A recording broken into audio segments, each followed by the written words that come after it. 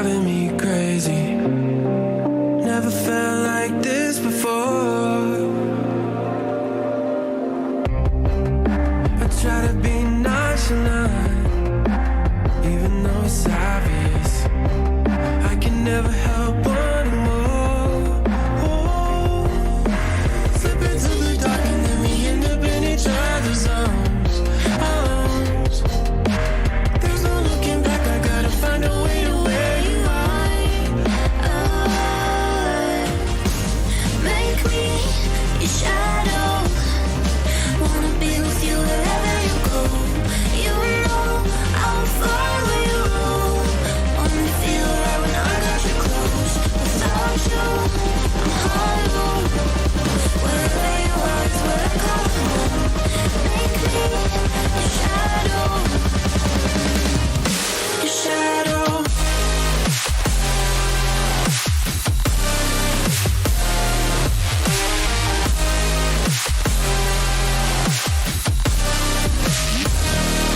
Shadow, make me a shadow.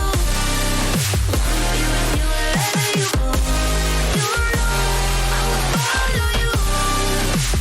We can never tear us apart. I'll follow you into the dark. No, they can never tear us apart.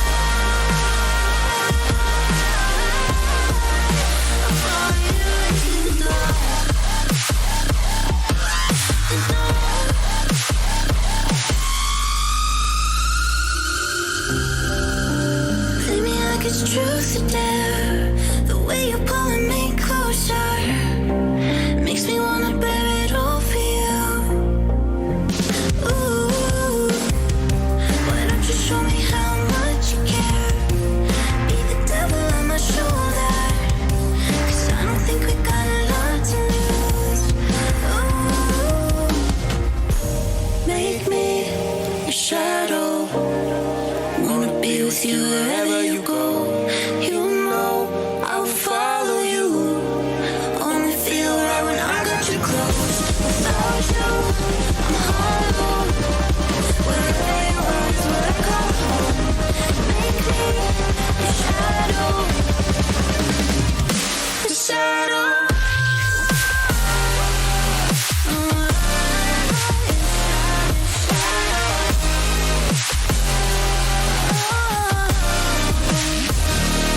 Shadow, make me a shadow. Wanna be with you wherever you go. You know I will follow you. They can never tear us apart. I'll follow you into the dark. No, they can never tear us apart.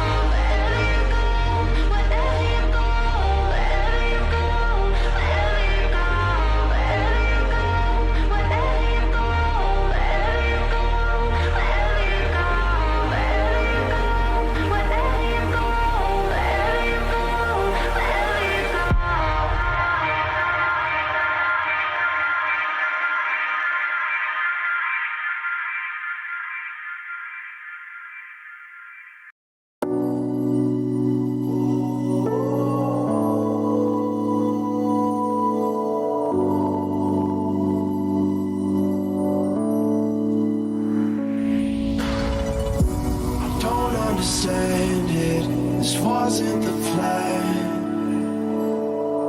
Don't wanna demand it, I've done what I can.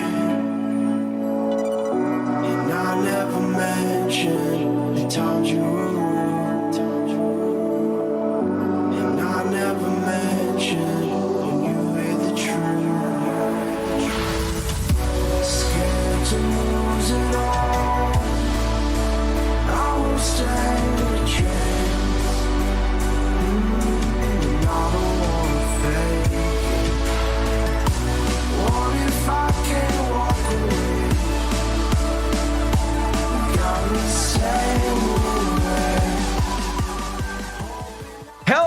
everybody, and welcome back to the Indiana Tech Esports channel. My name's Bub. I'm joined once again by Wilhelm. How you doing? Good. I'm so glad to be back. Absolutely fantastic. I get to cast the grand finals. Hopefully, we lock in for this one. I know last time I was here, did not go so well. But we're already into draft, got 3 bans on both sides. Lilia, first pick by Indiana Tech. Oh, well, I mean, I don't see us play Lilia often, but when we do, I think I know what usually follows. I'm not going to spoil what we usually follow with, but we'll see if it plays itself out. Difference tonight, by the way, we're in for the long run, Will. You and I were talking about this beforehand. It's going to be a long day. 5 games potentially tonight. No bracket reset. Thank God League of Legends NECC did not potentially sign us up for 10 hours. First pick Gwen by Michigan. Okay. I actually don't know how often they played Gwen. I do have their most played heroes up, but I can't tell who plays tanks. If I remember correctly, their Gwen might go jungle like last time. I think Michigan you're right. Did have you are right. Gwen game, yeah. You are right. I do remember They did have a good Gwen jungle game. So that is a flex. Next up, Jinx. Do we know if they're allowed to use WAC? I'm assuming not. For those that are not in the know, League of Legends a couple of days ago released a brand new movement system. Did all the other stuff come out yet? With all the No, the not all the items, just WASD. Okay. You can use it in custom games, but I do not know if it's currently allowed to play. Okay. I would assume not. And there's still a lot of bug fixes and stuff. When I was using it was pretty clunky. So, I don't know. Players probably will not want to use it, even if it is available. Sivir coming out. Surprising pick. Yeah, this isn't the judges their top laner, Apathing their jungle. Apathing, a tech connoisseur apparently, was on our last broadcast in the chat. So Apathing, you're probably not watching this right now, and if you are, can we get a stream snipe review? Just kidding. I'm kidding. Okay. Maybe not. If we lose, maybe I'm not kidding. This comp is definitely interesting, though. Lilia, Sivir, Yone, I'm very interested on how they're going to pivot here. It definitely seems like they want a tank, but I don't know where this tank's going to go. Top lane, but against a Gwen top, that's a perfect matchup for Gwen. Gwen is known as the tank killer. Yeah. I can't see Gwen on Apathing's most played champs. And, well, simply put, I don't know which one is judge on their OPGG. So, can't tell you. Can't tell you. Milio, huh? So that's their support. Milio, third pick, but also, most importantly, Indiana Tech banning away tanks. They don't want to go a tank top lane. This is going to be a very squishy Indiana Tech team.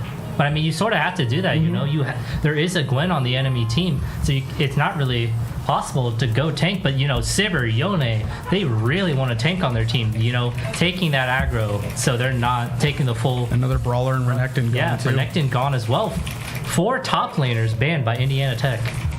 By the way, for those who did see the post as well, there's a couple other updates. Go to our YouTube right now, 6:30 p.m. There was a piece of content released by one of your teammates, Voidlord. A nice little recap, which had some content. It was pretty fun. It was a fun watch. Yeah, definitely a fun watch. Voidlord did a pretty good job with it. So if you like content, is actually saying that we picked Lilia to get rid of Apathing's. He's a one-trick on 98 games on Lilia. That Next best sense. is Skarner with 25. This is fearless. You pick that champion once, never again for the entire series. Correct. So actually, very smart by Indiana Tech to get out a lot of those picks.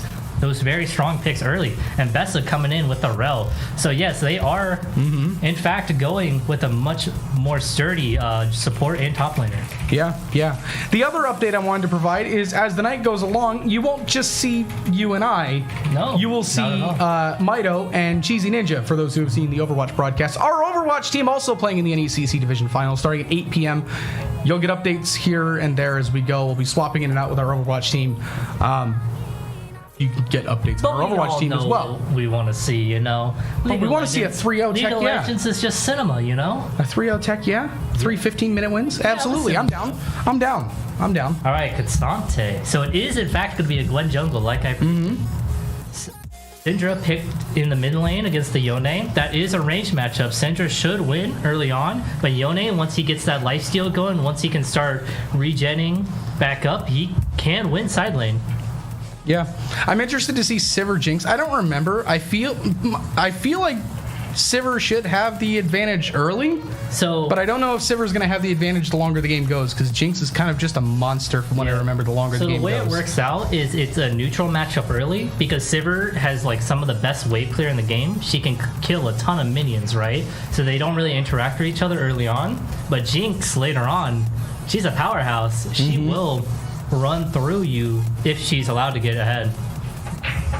And with the Lilia, I don't know how easy it is for Indiana Tech to, get down in the bot lane, kill this Emilio Jinx. That Lilia ult, if I remember right, that's just a giant sleep on everybody. Sleep. So I'm interested to see how it's going to work. Whoever it hits. Yeah, I'm interested. You have to hit someone with an ability.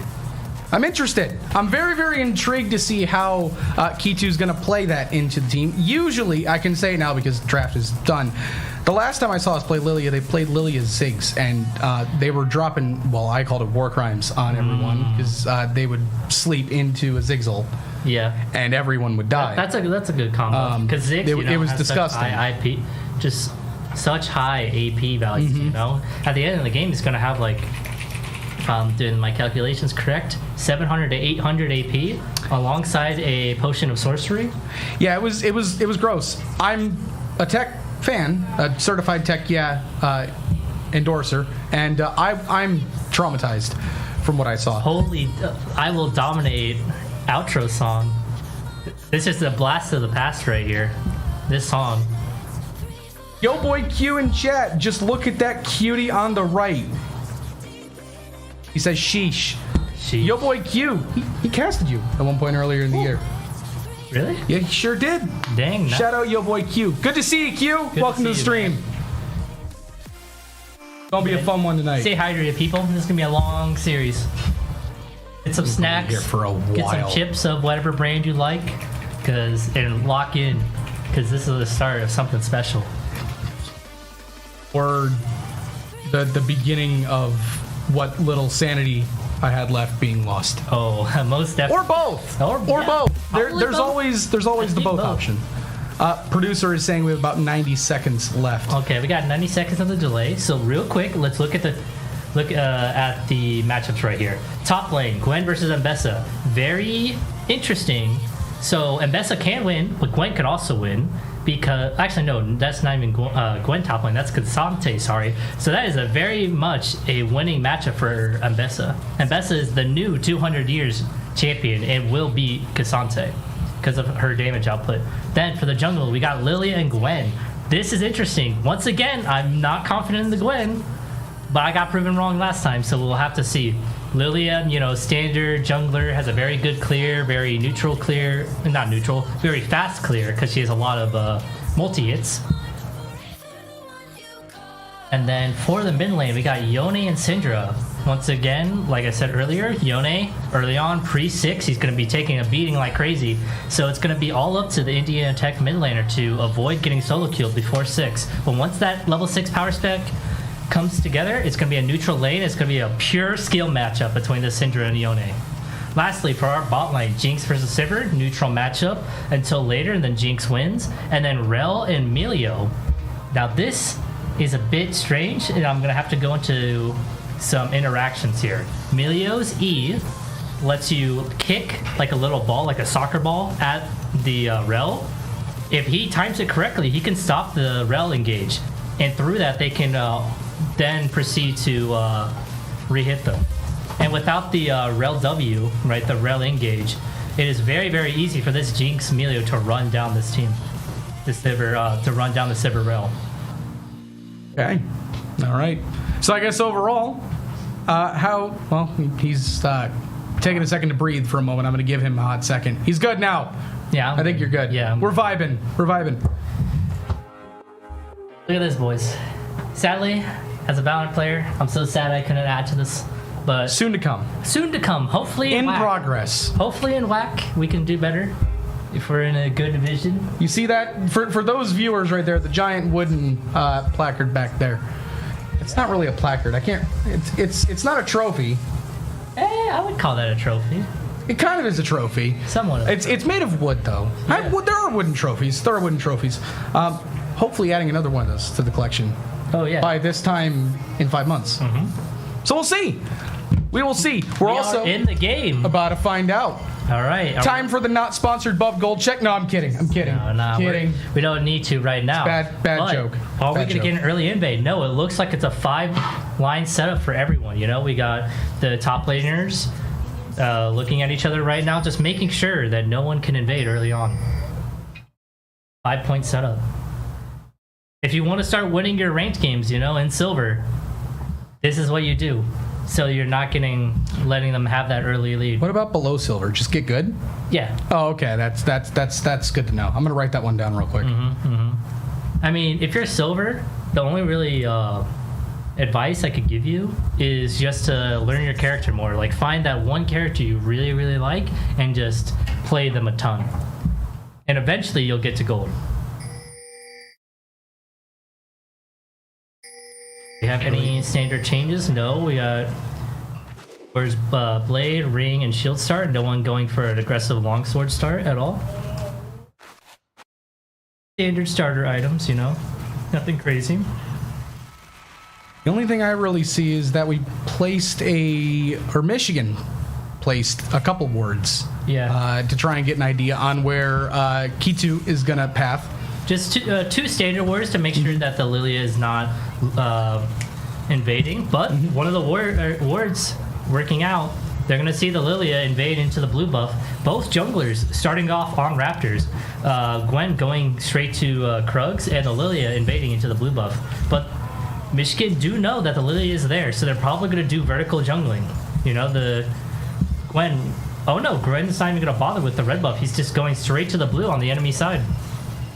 I mean, when you know where one jungler is, you just book it to where the other jungler isn't in this case, which would be, not where you would go if you didn't know where they were in this case. Panda Boy getting an early crash here. There's your early disadvantage you were talking about right there for the Yone. And Kitu promptly getting caught out at Gromp. He will take some early hits. But Bot lane's here. He's level 3. Emilio flashes, but fail flash from the Rel. Good E. Flash from the Lilia. They're both 1 HP. Nice kill. Sivir getting the early kill on the Emilio. That was an amazing flash W by the Lilia. I mean, it didn't look great in the beginning with Kitu taking as much damage, but like you said, when the bot lane showed up, suddenly that fight turned. First blood to the Warriors here early, so a nice gold advantage early on. Apathing is... He's in the enemy team's base, basically. Well, he's just in gonna the back. Tech base. But Luca's going to see him. He knows. He's going to have to execute. This is actually really, really bad for the Gwen. He's wasting so much time. The Lilia on the other side, he's just able to free farm. Soon, in a couple of minutes here, we're going to actually see a massive I'm blanking on it. Influx? Influx of gold on the Lilia and a massive difference in CS. Speaking of a massive difference in CS, mid lane. Now, it doesn't look like a lot, but Yone, the fact that he's actually neutral in CS with the Syndra right now is huge. He should not be allowed to have neutral CS against a ranged matchup. He should be getting punished a lot more, but this Syndra, I don't know. I don't think he's not poking him enough. He's not getting him out of lane. Ball lane, a good sized wave, but Sivir, that wave turns clear on the you were talking W about. and just runs to the wave. Bo. Oh, here we hitting go the Q. again. Wele is here, but I think this Melio is just dead. There's nowhere he could go. And they do decide to give it to their jungler. That's actually not bad. Even though personally I would have preferred that Sivir gets it again, just get Sivir might get one hyper again anyways. ahead, but this also works out too. You know, you want to balance out that goal, let everyone else get an advantage around. Slight advantages everywhere for the Warriors, except for those 2 kills. Those are the 2 big ones that stand out early. Gwen here, popped Ghost, 4 but he minutes did in. nothing with it. You know, that's a 3-minute summoner cooldown that he just wasted. Gwen's having a bad time here 5 minutes in. It's been two moments with the spotlight on him that have not been so proud. And look at Gwen's jungle camps, right? This is a big thing that not a lot of people realize, is that when your jungle camps are gone like this, and when they're like stolen away, look at the Gwen right now. He's homeless. He has nothing to do. He's just wandering around. He's River Shen. He has no camps alive to take. So this Lilia on the other side, he has Gromp. He just finished his wolves. He has the crab. His his Krugs are coming up, and he also has his Raptors too. That's what I was talking about when I was saying that Lilia is about to get a massive increase in CS difference. And promptly, the CS difference has been erased. It is actually an advantage, like you said. And boy, just getting the push here on Judge will crash this wave. Doesn't really do much here early. The first dragon is up. They are taking it. They do have the prio. That's the main reason why you want a Sivir here. Sivir has such good wave clear, so the bot lane can't help out. They just have prio. So if they ever try to fight the first or second dragon, when they have a Sivir, they will be there first. This is a sight for sore eyes against Michigan. We saw them in game 1 in the winners finals. Look similar to how this game has started, and then it quickly turned against them. Their mid-game calling was not great. Yeah, if I remember correctly. It was not a series for them to remember. But this is a return back to, well, an Indiana Tech team that we're kind of used to seeing taking a lot of early game advantages and just kind of running away with them. Absolutely. And 7 minutes in, Bandit long Boy way to go. with a pretty sizable lead, top lane. Yeah, he's almost up 10 CS. Or no, not 10. That's 7. 7. Well, Yeah. almost 10. Almost 10. We've discussed bad at math. 7 CS doesn't look like a lot, but this is all a matter. Once you get to these higher levels, it's a game of inches, people. Mm-hmm.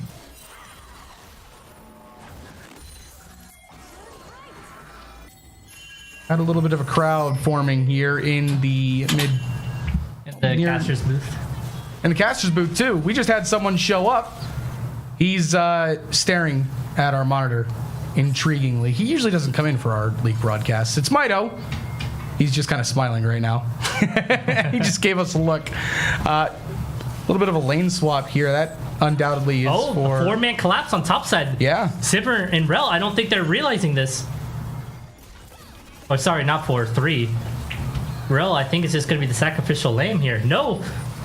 Lily is here! Flash Q with the 3-man ult! Straight onto the Gwen. Gwen is dead. That's feat of warfare. Syndra is here. Ults the Lilia, but I do not think it's going to matter. Good kill from Indiana Tech. Could they look for a redive? No, it seems like Sivir wants... Wait. No, I don't think Sivir's done. Yone's here. Yone flashes forward. Gaming. Can he get the second Q? No, he lets the tower reset. Oh no, Bo dies to the tower. They did not let the aggro reset. If they played that slower, I think they would have been fine. Honestly, I think it's going to result in grubs regardless. Yeah, that seems to be think what... Lilia going to the... oh no, Gwen's contesting it. Yeah, he is. Honestly, I think Lilia going there and not helping the top side was a mistake. They get 2 of the 3. It's not the full 3 advantage. They do get 2. Mm-hmm. So, it's 9 minutes, bub. Do you know are what we time doing it it? is? It is time for the Gold Check, sponsored by not Diet Coke. I'm just going to take a drink of the Diet Coke real quick. I'm actually not going to do that because that's cringe. 15,000 gold flat to 13.7k gold. It's a little less than 2k. It's about 1 point... I think. I'm really bad at math, guys, and I'm tired. It's been a long day. It's almost 2k, a little less than that. Pretty decent advantage early on for the Warriors. 5 kills in 9.5 minutes. That's pretty exciting here early, and the CS advantage as well. 81-75 in the bot lane, up only 2 in the top lane, dead even in the jungle, up 5 in the mid lane might as be well, dead here. and nearly up a kill as well. But He lives on 1 HP. Syndra, if that Lilia E, sorry, if that lands, he would have died. that was Lilia just going wherever he pleases. Oh, he wants no. revenge. He ults the Gwen, and the Rel is here. Nice ult by the Rel. Gwen is 1 HP, but proc Ghost, I think that he's going to be able to outrun. No, the Yone is here for backup.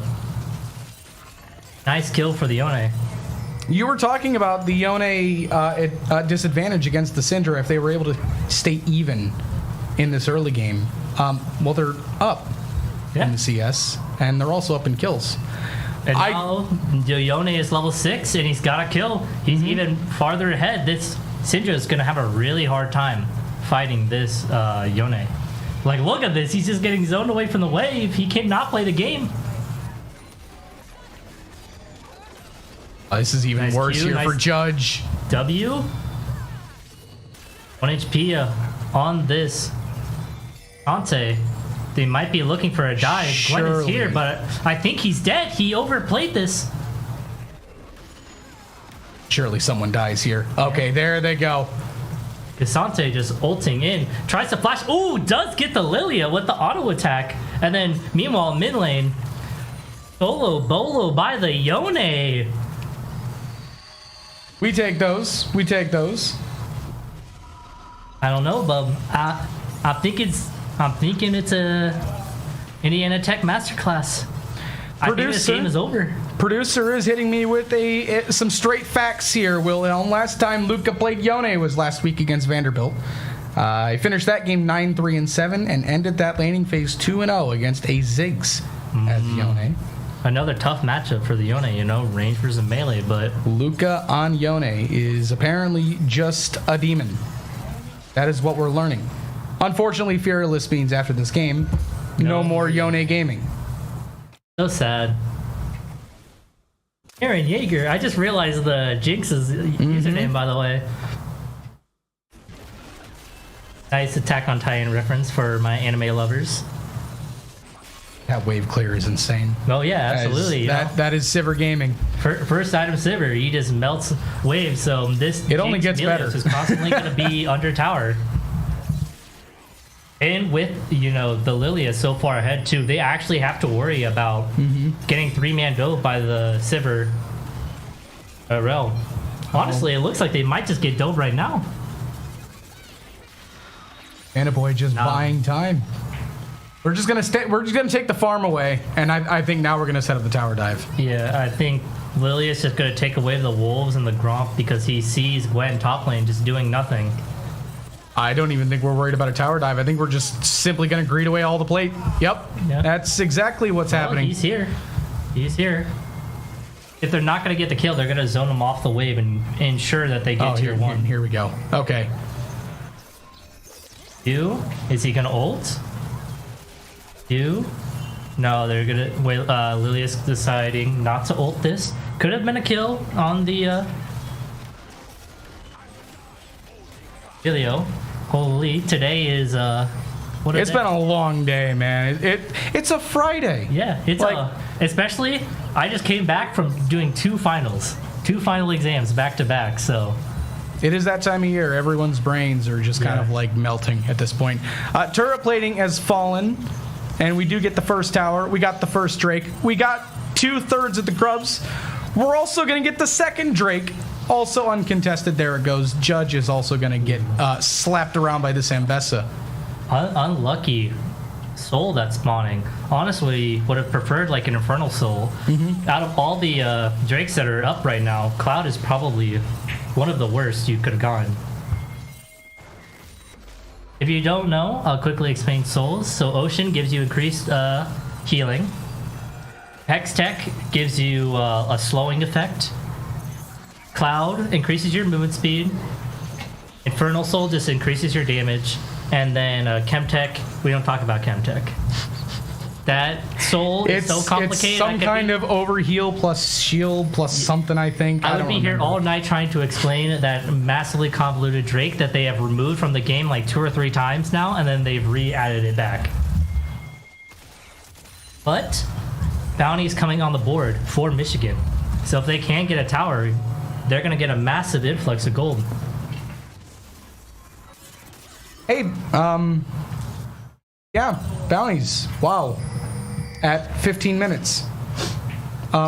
Reminder, the Warriors lost to Michigan 2-1, and it was not a series that they want to really remember.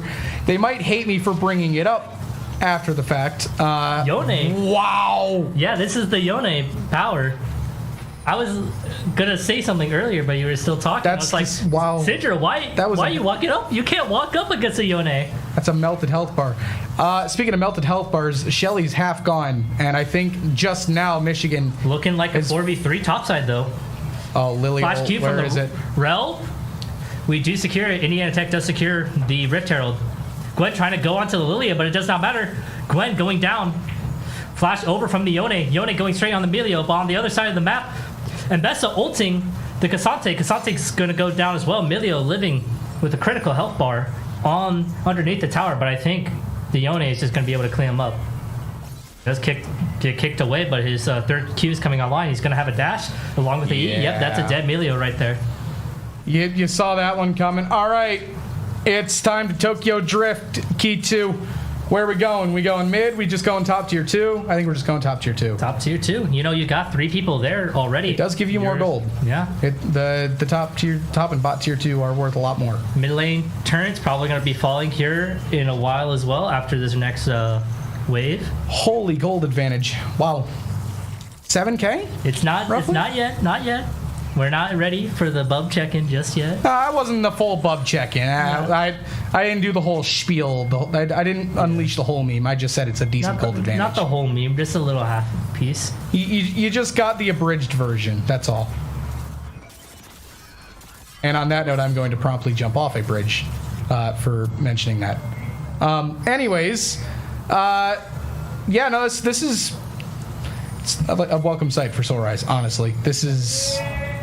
You know, this has been one big tech for 17 minutes. Heck yeah, because 5-0 Sivir, 3-0 Yone, 3-1 Lilia. They're so strong. This Yone is so far ahead. He could just 1v1 this Cassante. He does not care. But the Gwen is here. It's a 2v1. But I think Yone could beat this.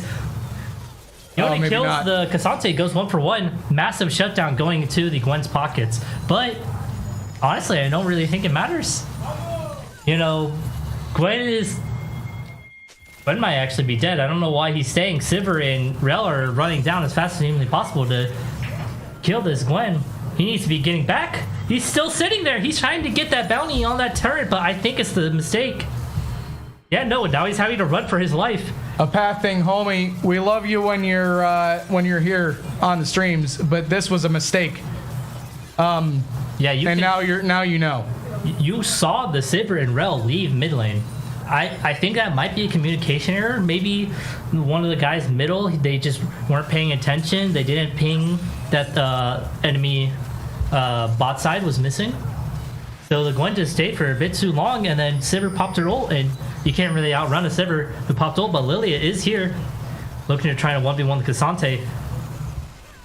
It's a 3v2. He misses from the Rel. Bessa tries to ult the Melio, but Melio sidesteps. And Gwen is just... Her gun is just a toothpick. She does 0 damage. Or not Gwen, Jinx. I don't know why I said Gwen. Well, there's your third Drake, and we are promptly starting it. Oh, and then camping the jungle. Yeah. And, that's a lot of damage going back the other way. That was a very good Jinx W. It kills both of them, I think. Rel probably gonna die here. Yeah, that was an amazing Jinx W. The Chompers, they could actually contest this. This is a 5v3. Jinx is in with the reset. Lilia does manage to secure the Drake, but 2 more go down for Indiana Tech. That's a massive swing in gold. It was around 7K. It is now down to 4, if not a little bit less than that. Bounties are still up, but they are going to also probably pick up the mid tower as well. Ping the only one to survive, and thankfully so, because that bounty, 700 on his head. They're going to get plus 300. You got to remember those bounties are before the plus 300 you get normally for a kill. So it's actually 1k gold that could have gone over if he had died. They're going to get a second tower. So very much a massive gold swing.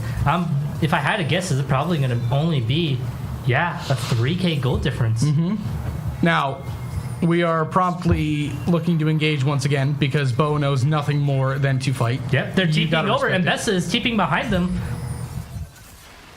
Looking like a collapse. It's a 3v3 right now. Sivir running over. Is attacking this nice flash in by the Mbessa. I think both of them are dead. Michigan has decided they're going to go in on by this. the Mbessa ult. Kasante went in, but is going back out. Little greedy dash back in by the Yone, but had to get back out. The damage too much. You said it was about 2 to 3K a moment ago. Well, And it's back that's right. about 4. Bandit Boy just sitting in this bush. He wants to try and do something else. I mean, Rel is here. Rel, flash WQ. He did ulti, but... No. Oh, no. Jinx is reset. Jinx is doing damage. This is the late game Jinx, people. But Yone is here. Yone with the ultimate, killing that Aaron Yeager. This is a no just attack love on that Titan. name. Kasante is here for the cleanup for the 2 this kills. is turned. Well, are we seeing another Indiana Tech mid-game collapse? I wouldn't call it a mid-game collapse yet because we are turning again because K2 has now shown up. I don't know if K2 is going to be able to win Flash ult by 1v4 Emilio. though. Gwen is here as well. It's a 4v2. Get out, Kasante, run!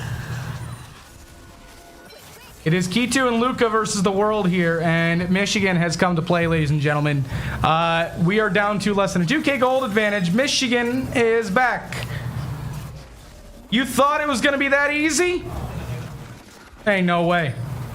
These were the 2 best teams in NECC Division 2 for a reason, and you just witnessed why from the Wolverines. I'm scared, bub. They have a Gwen, they have a Jinx. Their late game is nothing to scoff at. If they can get one more item, a 3-item Jinx can definitely turn the tides of this game single-handedly. But we also have to remember 3 Drakes. That's a lot of pure stats that are not being showed up in the gold count. We're about 2 minutes away from the first soul to be contested. Oh, and also Indiana Tech. I didn't even realize because I don't even think we showed the Otacon. Indiana Tech also got Otacon too. I didn't even notice the fact that didn't even Otacon notice that had either. spawned and died. No, you are correct. I don't even know where it was. But it existed. There's a 1 next to the little icon, and it's on our side. It feels illegal that we're on the blue side, but Yeah, I'm surprised. I and think Michigan's on the orange side or the red Michigan side. did have But winner's side, correct? yeah, From- yeah. So they so that they means picked red. Did have a side selection for the first game. Yeah. They opted into the red side, which is historically actually have been the weaker side compared to blue side. Blue side has, historically speaking, it's a very minute, but like a 1 or 2 percentile difference of blue side being better than red side.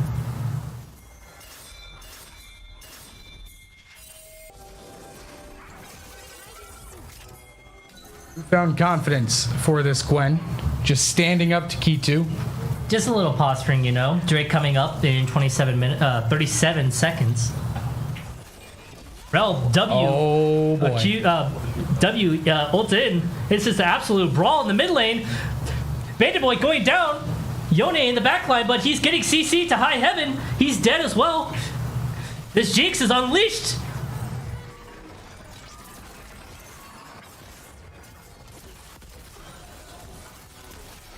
Jinx is no longer a side and no longer that increased move speed and attack speed. But Indiana Tech, you know, only 2 people alive, both on pretty low health bars. Bo is slowly recovering his HP, but Lilia, wait, he might be dead. He is gone. That is the Syndra burst, especially when the Syndra has 3 items. He's got that death cap ready. That's a 6 and 2 Syndra. You could not be disrespecting him, especially when you're at half HP Lilia. Michigan has completely turned this thing on its head. And 3 Drakes to 1 or not, you have to feel like the state of this game has suddenly been put into question. Well, that one... I don't even think it was the Drake fight that really felt like it turned it. It was the second fight in the bot lane that really felt like it enabled Michigan to find a path back in. That last fight, I feel like just kind of confirms that we're here for a while. Absolutely. It's a best of 5, and I think we're going to see at least 4. The goal difference At this switching rate. now to Michigan. Michigan now has the goal lead very, very slightly right now. Both teams looking to posture around Baron. Baron, a very powerful entity, gives you a massive buff when killed. Bessa just bot lane, side pushing. Looks like Michigan are going to start it. They see the Bessa bot side. They do not want to bother with this guy. They want to force him to TP in. Baron down to 10k HP. They do have a Gwen. They do have a Jinx. You know, this Baron could go down very quickly. They get the TP out. They're going to let this reset.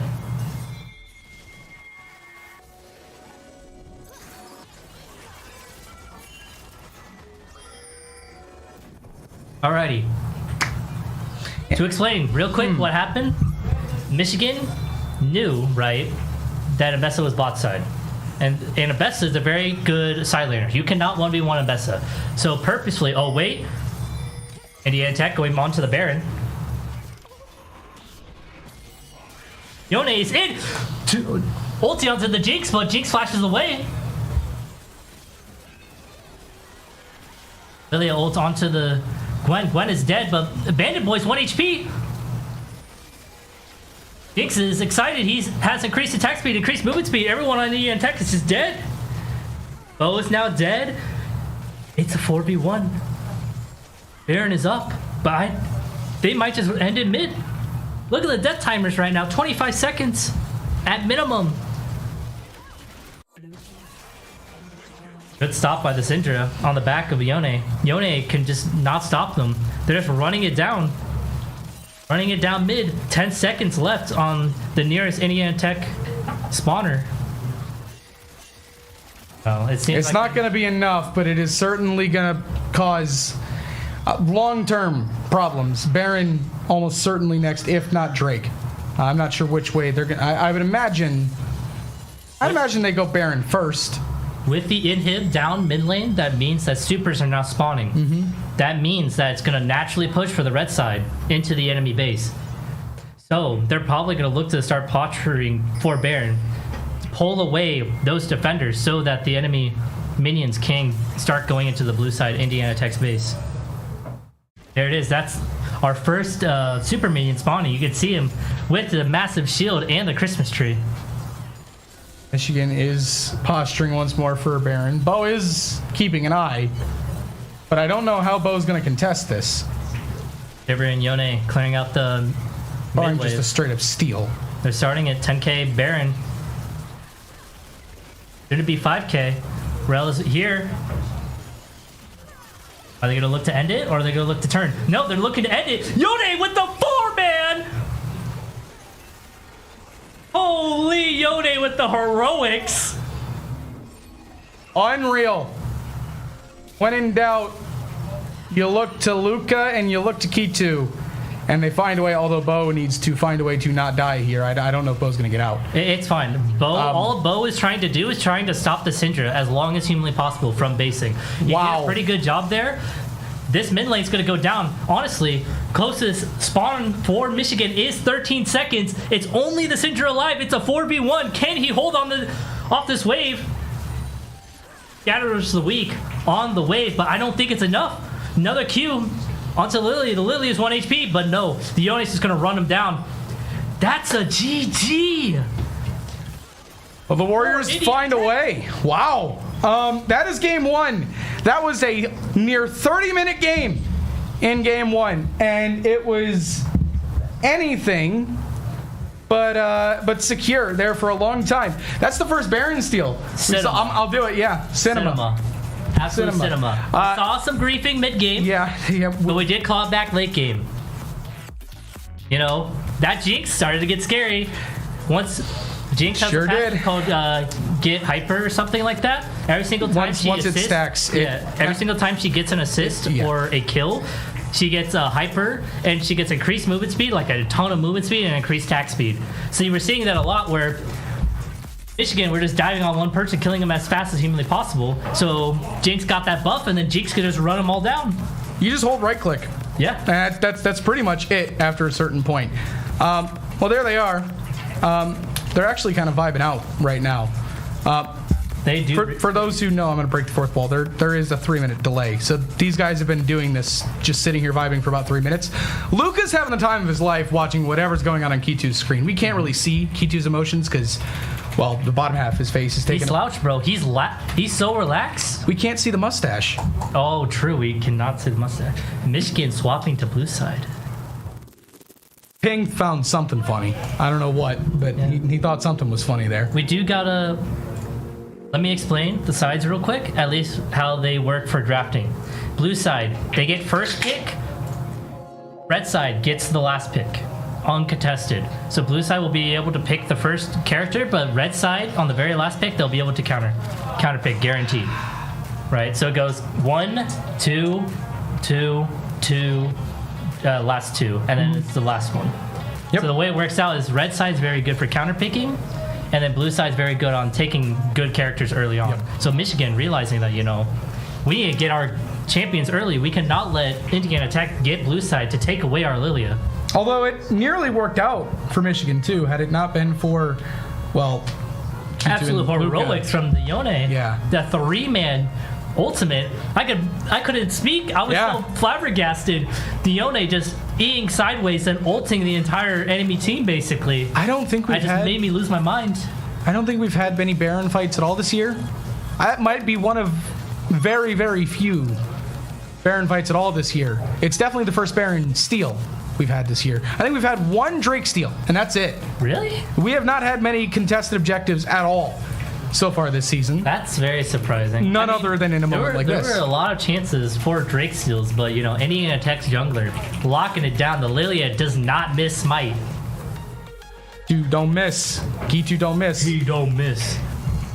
Yeah, producer saying he's pretty sure we got a Drake steal this playoff run. I think you're right.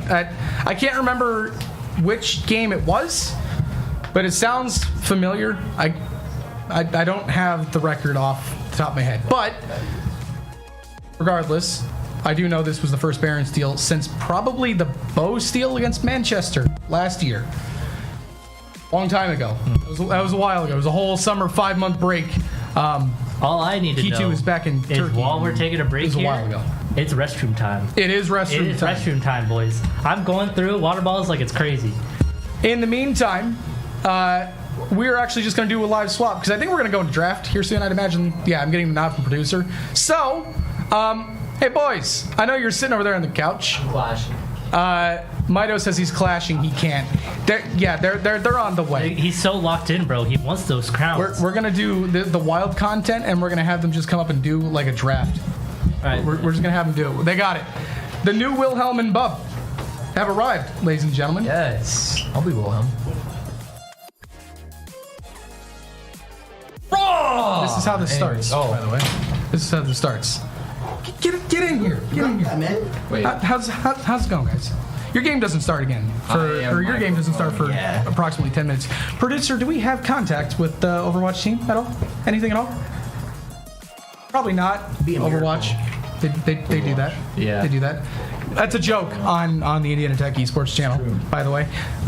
Speaking of, Overwatch check can't the actually highlights. read. Overwatch can't. Yeah, he doesn't know how to read like score lines. Well, I'm very dyslexic and I can't read because my best friend growing up, he was homeschooled and then playing Overwatch. It's just it all mingles together and creates one abomination, and that's me. So. Understood. Yeah. Understood. Because I know you can't read series scores. I know you can't read that. Producer Which changed our one? names to Spear Goblins. You're missing the helmet.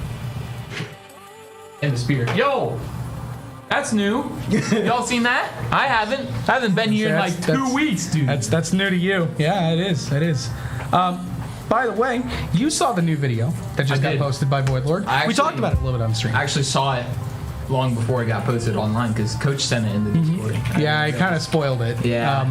But pretty fire. Shout out Void Lord. You saw Void Lord's one he did last year too. That one's Yeah. not public use, unfortunately. Heck, I even saw him in person yesterday. That's why. The first band, by the way, is blank. That's just Kiana, for those who are viewing right now. We're just kind of yapping, waiting for things to happen. Mido, I know you are not experienced at all in League of Legends. Very. Sorry, I was mega knighting. Yeah. I know the colors. You know, if our team gets a kill, I know to root, like go, cheer really loud. That's about. You know the anything extent. about League of Legends? A little bit. He knows a little. He doesn't want to. He doesn't want to admit it on stream, you guys, but he knows quite a bit. He knows a little bit. Okay. You didn't hear that from me. Zig Skarner. So I know exactly what we're doing with our jungle, and we are just simply. Actually, I can't read this time. Michigan's on blue. We're on red. Okay, Yeah. so it's on me. It says it in the colors. It does. I mean, the orange blends in with the orange. Yeah, it does. I'm still used to us being. Look at all this red. Oh boy, that's a fizz from Luca. That's a monster pick for Luca. Mel hate it. is. I'm not sure where Mel is going.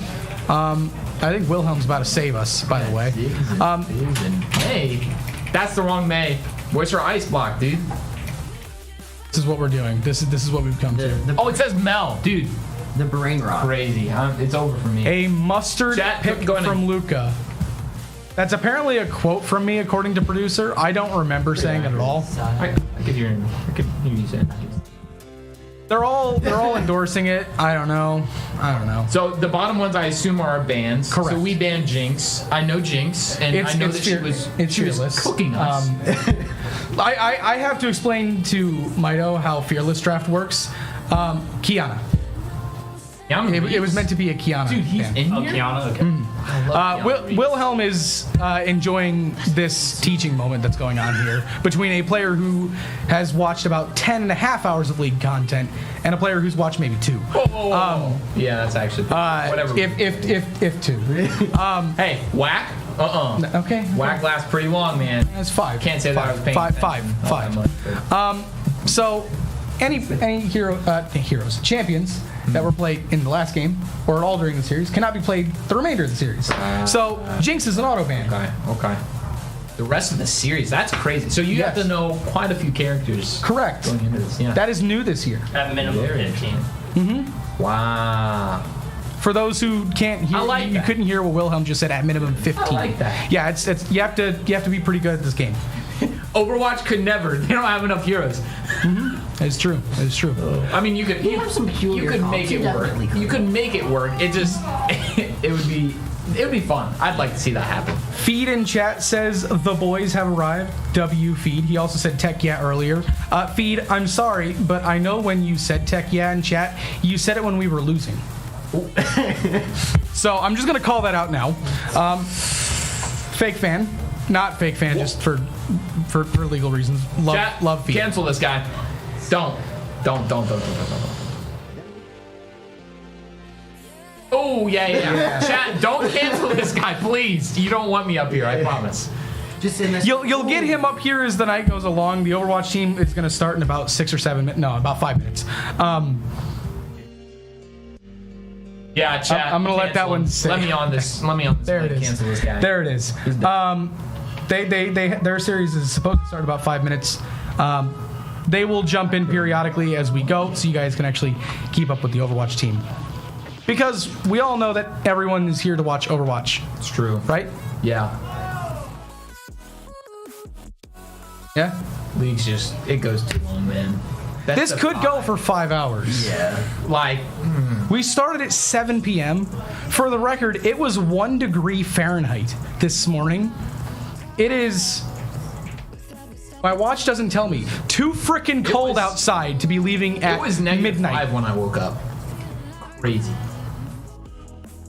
I was going to bed. Go to bed. Never mind. I'm not gonna out that. I'm not gonna out that. Doxing my schedule. You were man. probably going to bed when I was waking up, if I had to be honest. I work at 8 a.m. Oh, you were already at work before I went to bed. See, there it is, guys. There it is. Okay. Anyways, so that's the draft. I'm gonna actually let going the to guy see who after? understands the draft. He's been staying in the corner cringing this entire time. We'll let so him back up here. So Go ahead. you guys Yeah, can actually. it was good seeing you, Cheese Ninja and Mido. You guys will be back throughout the rest We'll of be the back. broadcast. Did you mention this is last stream? It second to last. Oh, you said Second to last. Oh. Speaking of which, you and I. Oh yeah, Sunday. Marvel Rivals. Sunday, Marvel Yeah. Rivals. I won't be here for that. I'm sorry. Yeah. Your Rivals. last broadcast, Will's last broadcast of the semester. But yeah, we will see Mido and Cheesy Ninja throughout the rest of tonight. we're doing a hybrid guest. Welcome back. You got to see some brain rot from the actual studio itself. He's got... I don't know what has been in that bottle or for how long. This is the problem, right? The reason why I was cringing is, what is our team's comp? I see a Mundo. We have Karma, magic damage. Mundo, mixed damage. Fizz, magic damage. Are we playing Mel, Scion Jungle? magic damage. No, it's Or is it Mel Mundo. Jungle? Oh, Mundo Jungle. It's Okay. Mundo Jungle. This is weird. I didn't actually We take have a second to 3 think about this. AP carries. Actually, not even AP carries, but we have 3 characters that all deal magic damage, and then 1 character that does mixed. Sure, it's like majority attack damage because of the Dr. Mundo like auto attacks and stuff, but Mundo's Q does current percentage health magic damage specifically. So this Skarner, Leona, Garen, they're eating good. They're just gonna they're just gonna stack like 300 magic resist and just win the game. And on the other side, Mel is not really a good tank bus. Getting through magic resist, she's not good at getting through magic resist. Fizz, he's an assassin. He's not really good at getting through magic resist either. Karma's a support. Who's dealing damage on this team? Fizz and Mel probably, and that's about it. But they can't because the Skarner, Leona, and Garen are gonna have like 300 magic resist, and they all do AP. So they don't even need to. So they don't even need to like buy any armor items. They only go magic resist. I don't know. This is what the players would call a freaky comp, and I'm sure you can hear Ping's voice when I say that. I mean, I can't say the full sentence that Ping would say. I would actually get canceled if I say this that. it's such a draft gap. Mido is laughing because he knows exactly what I mean. Even if it's Wow. production is asking about a full 80 Scion. He's going lethality Scion, which he said he Bandit Boy invented was his exact words. Sure, there's definitely not a guy called the Bouse who is playing, who just actually played T1, the greatest esports organization in the world, and beat them with the lethality Scion. But regardless of that, even if Scion goes lethality, right, then he's super squishy, and they don't really have a front line except for the Dr. Mundo. I'm having a staring contest with Mido, who is walking away. Yeah, that was disapprovingly. yeah, but I'm scared. But Yeah, this is wild. This is a really bad comp in my opinion. They also banned out 5 junglers. They banned out literally 5. Again, that's a Kiana ban for the viewers at home. That first ban. So they clearly do not want K2 to play, like at all. We know K2 probably has the deepest champ pool of everyone combined. I'm interested. Seeing Luca back on the Fizz is going to be fun, but again, like you said, I'm curious to see how they address the challenges. One more time, who did you say is playing support in AD here? Okay, so it's going to be a Karma support, Mel ADC, or what is called APC, because AD is magic damage, not magic damage, attack damage, and APC is ability power, which is magic damage. Yep. I don't know why we don't call it PC.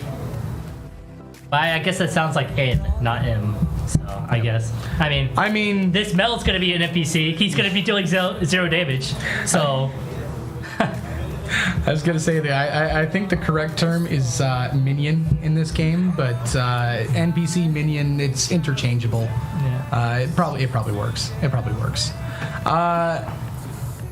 Pathing did pick Skarner, which that is Skarner's second most played champ in the jungle, which would mean that they are down to Belveth and Zyra as their third and fourth, which have 28 games combined between the two, 14 each. Don't go anywhere. We just got an update. 80 seconds left. Correct. So we're getting nearly close. there. All right. Certified Wilhelm check-in for the lane matchups. We've got Is it sponsored? Scion versus not yet. We'll try to get it sponsored. But we got the Garen and Scion. Garen wins that.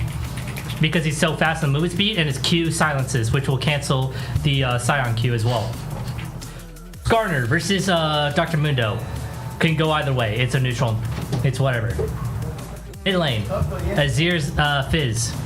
Fizz can win this, but once again, it is a range versus melee matchup.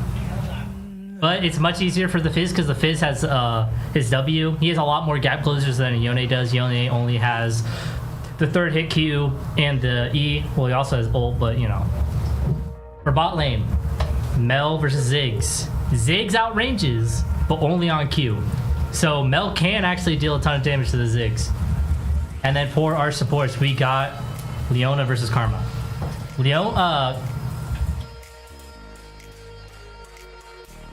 I'm trying to think because with the ADCs that were picked, I can't really tell which side is winning.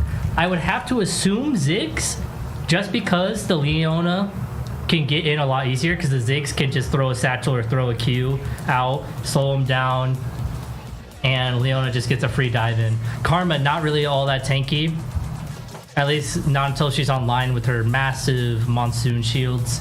So it's going to be very interesting how they play this game.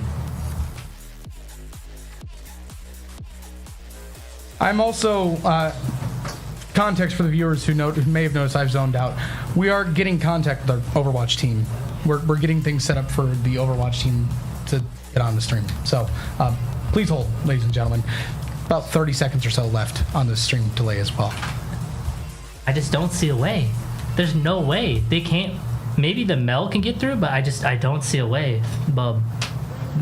I mean, we'll see. With all that AP.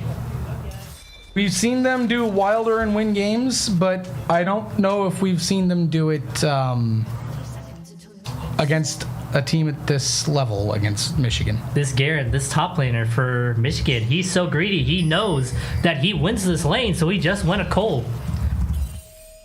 Cole, if you don't know, is after you kill 100 minions, you get a bonus amount of gold. Garen, realizing that he's gonna win this lane anyways, he gets rid of his starter item and goes Cole instead, just to get that even bigger amount of gold difference.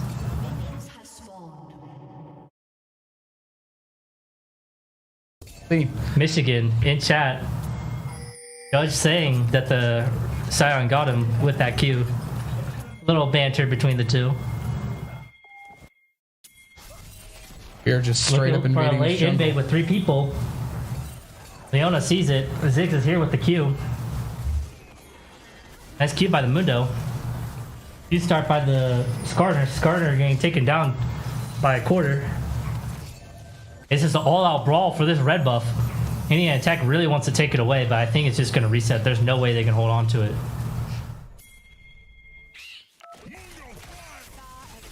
Then Mundo going for the enemy Raptors. I think Skarner's just going to have to let this happen.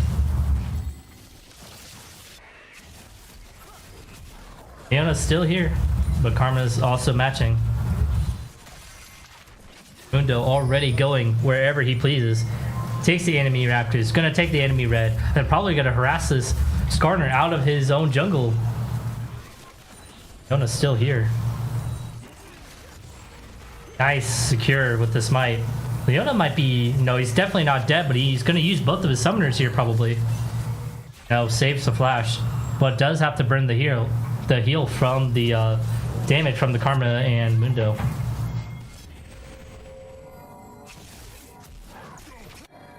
Was just harassing this Leona. Leona on critical health bars, but I don't think Karma can deal any more damage to actually kill him. Both supports have not entered lane, and it's close to 3 minutes. Yeah, this is wild. Definitely a very interesting start to this game. Both junglers, though, going to their top side. Garen might be looking for an invade on the Tribush. No, he's just looking to ward enemy Krugs. Looking to ward any Tech's Krugs, if I should say. I'm not taking a little bit of damage. Mid lane going about even. Fizz W's in. Good shield by the Azir. Azir's going to get a massive chunk here. That was pretty poorly played by Luca. He did not realize that Azir had his E back up.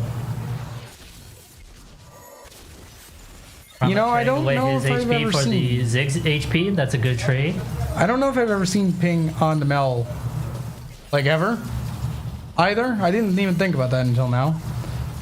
That's Mel- gonna be fun. Mel is definitely a very strong character, but she can be difficult to play. You know, all her damage comes out if only if you're hitting your Qs.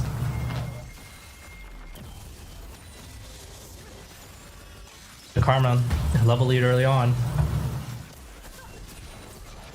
Dude taking a tower shot, but he used the tower shot damage, so he doesn't take a lot. Garen proxying topside. He knows that the Scion can't hit him at all.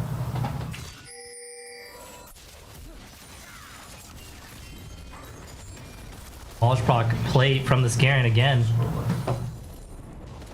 Garen does not care about all this damage that the Scion is doing. Garen has a passive called Withstand, I believe, and it gives him like 2 to 3 times the normal amount of health regen, and he has no mana either, so he could stay in lane forever.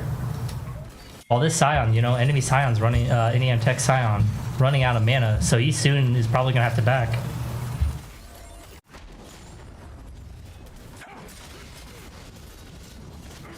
QE. Conqueror procs for the Garen. He might be stepping up too far. Has to flash.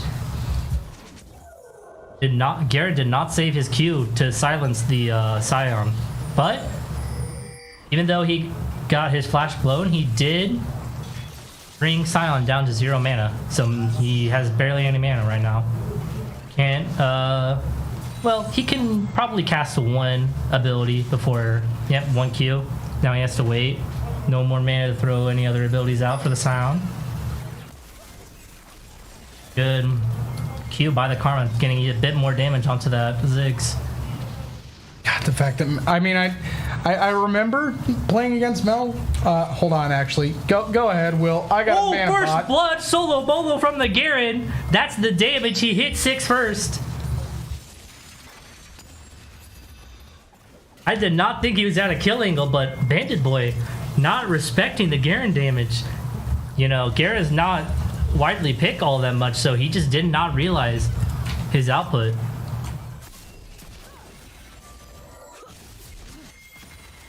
Garen backing off, probably gonna have to trade teleports with Bandit Boy. Yep, teleporting back topside is the Garen.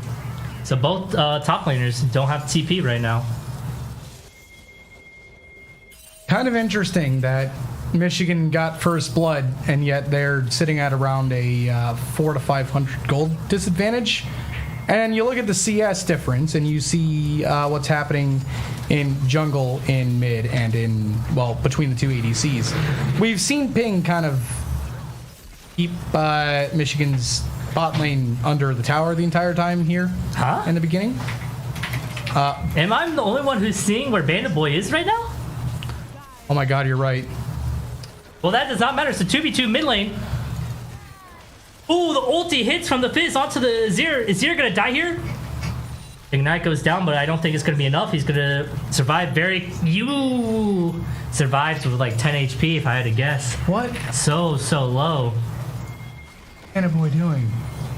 He's proxying. Well, yeah. That what? 3v2. Karma flashes over, gets a W onto the Skarner, but the Skarner could just E away. He does not care. Flash away from the Leona, but I think this Leona is just dead. There you go. There they have it. Good invade by NECC. They stole away Raptors. They're gonna probably steal away this red buff. Skarner is just homeless right now. NECC with another really good early game. Skarner going in, gets the stun onto the Karma. Karma's probably gonna be dead here. Ziggs getting the kill confirm. I do not think they can actually kill this Mundo. Mundo can go wherever he pleases. Nice stun out from Ping. Ensure they're no longer chasing. While all that was happening, you missed the fact that the Garen was literally running through the entire red jungle, looking for Bandit Boy. Could not find him, and is now in the mid lane, trying to find something to do. He would have known where Bandit Boy was because he would have had vision from all of his waves dying. He probably ran through trying to find out where... Actually, no. Why did he? He was going through the entire jungle. He took the long way around, too. That's very interesting. I don't know why he was doing that. He knew where the enemy Mundo was. Maybe he thought he could actually steal away a camp or two, but none of them were up just yet. The 3v3 mid, they get rid of the Dr. Mundo passive and then Skarner ult. Dr. Mundo is gone. That's the thing with this team comp. So normally Mundo, with his passive, can just ignore. Wait, hold on. 3v2. I think they're looking for this Skarner, but Skarner just gets out. His ult missing on the Garen. But back to what I was saying. With Michigan's team comp, you know, you have so much CC. You got the Ziggs, you got the Leona, you got the Azir, you got the Skarner, and you have the silence from Garen. So it's very, very easy to proc Dr. Mundo's passive that lets him ignore one piece of CC. So what Michigan did there was they procced his passive and then Skarner ulted him and they were able to pull him back into tower. Very good setup play. We're closing in on 9 minutes. I think it's time. Actually, no, we're closing in on 10 minutes. Bub, I think you know what time it is. All right. Well, I wish I had some good news to bring. There's some mildly good news. It's like lukewarm good news. It's about a 200 gold advantage, 15.6k to 15.9k. The CS lead largely in the mid lane and in between the ADCs. And I guess the top lane too, but actually, Wilhelm, take it away as we have a fight happening here in the bot lane.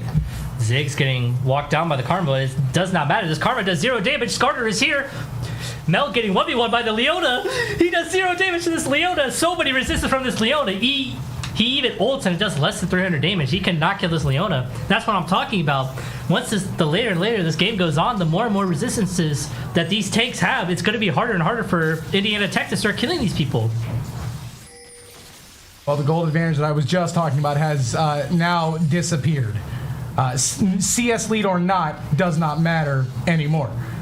By the way, do you see the CS difference happening in the jungle?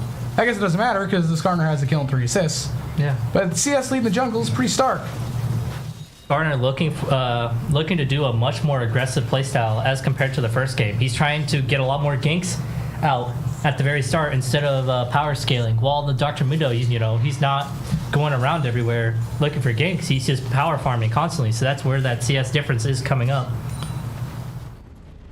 But I think we're going to start to see... Oh, Sion ult down. Nice Q. Late Q from the Garen. Sion might be able to 1v1 Garen here. He does not have ult. Oh, is it going to get turned? Nice play by Bandit Boy. Getting the solo bolo onto the Garen. Two-man ulti from the Skarner. I think Bo is probably going to be dead here. No, they cannot secure the kill on Bo or Ping. That is very surprising. They had such a perfect chance. I don't know why Skarner was not moving backwards. Maybe he got stunned?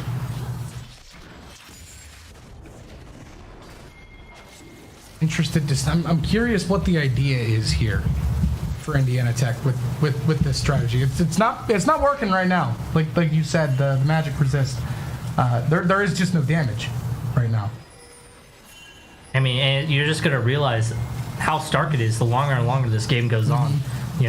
Even now they're barely able to get through this magic resist problem. They still don't even have first items. First item starting to come in though. Mundo walking in does hit the blast cone to knock the Leona back, and There's Leona one. is gonna go down.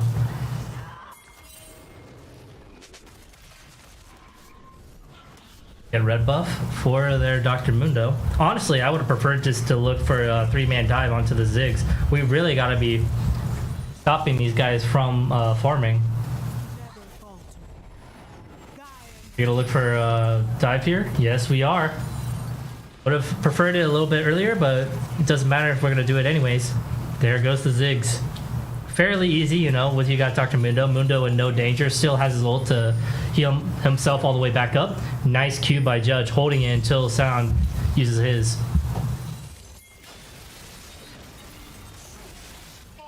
Here, dashing in.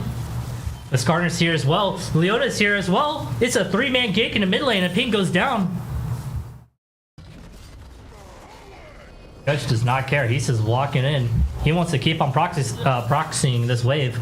Bandit Boy trying to not let him do it.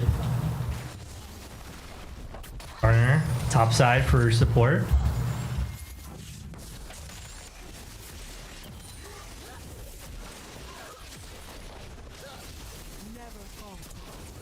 Got going on right now? Nothing much.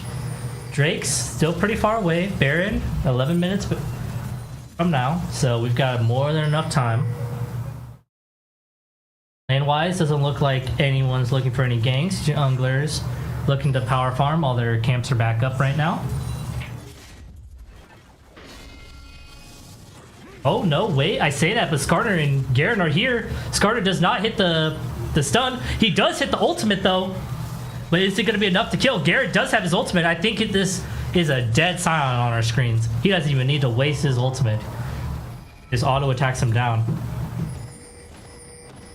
It is a kill lead and a Drake advantage for Michigan, but looking at the gold, it's still pretty even. You know, NECC Tech going for the minion game, realizing that it's not all about kills, it's all about CS as well. Good Q from the Karma, bit more damage onto the Ziggs. So, stopping the Garen from taking the tower. Mido, you did not kill this Garen, by the way. He does way more damage to you than you him. Bot lane tower for Michigan State, close to dying. Ziggs ult going into Narnia, not hitting anything. Another nice Mantra Q. Ooh, Bo nearly going down. Picking upgraded power Q. Is he dead? What a misplay by the Ziggs. Topside tower goes down, but it's a 2v2 right now. Nicely done by the Leona. A good ulti. Those ults are sometimes really hard to hit as a Leona. And I think NECC Tech are going to lose both and their tower top lane. 1 HP Bandit Boy just barely getting out. Garen not wanting to sacrifice himself to get that kill. Instead, they're just going to go for the tier 2. Bot lane tower going down. Karma is here, but, you know, she's a minion. She's an NPC. She's not going to do anything. Wait, they can actually turn. Why is this Karma going so far up? Skarner did have his stun if he wanted to. TP from behind. Garen going on, trying to go on to the Karma, but he gets stunned, and then Mel is here to get the free kill. Just a little bit of overstay. Michigan State just did not know what to do. Skarner could have gone in, gotten a free kill, then they wanted to get out, but the Garen stayed. Fizz ult missing. I don't think there's any real danger here. Karma Q does hit though. Check down to half. Drake is coming up in 30, so they're not bad to chunk him down early on. Are they looking for a dive onto the Zir? Yeah, no way. You're not killing this guy. Flash out from the Karma having to dodge the Leona Oppo. Just such an interesting situation. This is not a game in which we are used to seeing for Indiana Tech. I mean, you kind of alluded to this at the draft, Will. This was going to be one of the games of all time. This is weird. This is very, very weird. Yeah. And it has been exactly that. Here's a huge engage. Overstepping. Skarner taking quite a bit of damage, but I don't know. Indiana Tech are just so weak right now with the way they set themselves on this team comp. Even they realize that they're not even contesting the Drake. Question is his key 2 gonna go in with the no he's not. Ooh, and Michigan State getting one of the better mountain Dragon Souls. Mountain gives you a shield that like protects your HP, and it gives you resistances as well. So their magic resist stat is going to be even higher once they get this Mountain Soul. Yeah, Tech. If Soul goes to Michigan, they're gonna find themselves in a really tough spot. Even now, look at their damage. Skarner's 1v1ing the Fizz, and the Fizz cannot do any damage.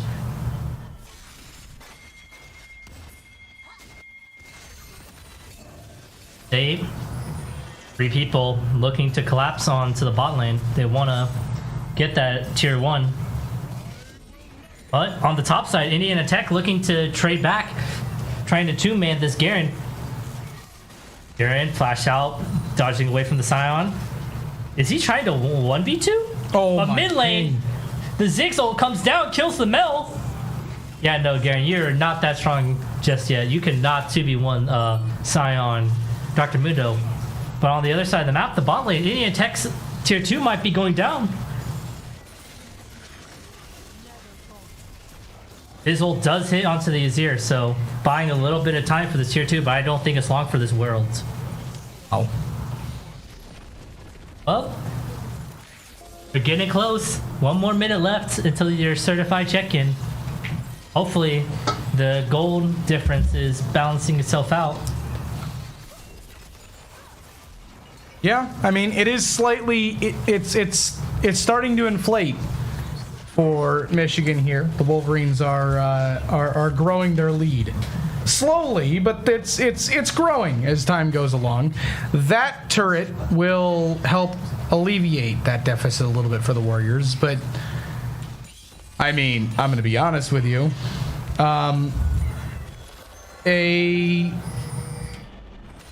2-kill deficit, and then a 3-tower deficit, and then we did get the 3 grubs, but you've lost 2 drakes. They also got Shelly. It doesn't help. It really doesn't help. Plus, like you say all the time, Wilhelm, the buffs, the raw stats that you get with the drakes that don't count towards the goal difference. And I want to highlight this, right? We talked about maybe a lethality Scion, a full damaging Scion, but he decided against it. He has 2 tank items in his inventory right now and probably going for a 3rd with the Ruby Crystal Longsword. So not what you want to see at all, Indiana Tech going even more into tankiness, but they really need damage. And mid lane, Scion TPing down for this. They don't even have Drake up. Why are we Drake's at 2 minutes, but we're deciding to have a world war right now. Leona flashing in, gets nothing. Leona might have just killed herself in game.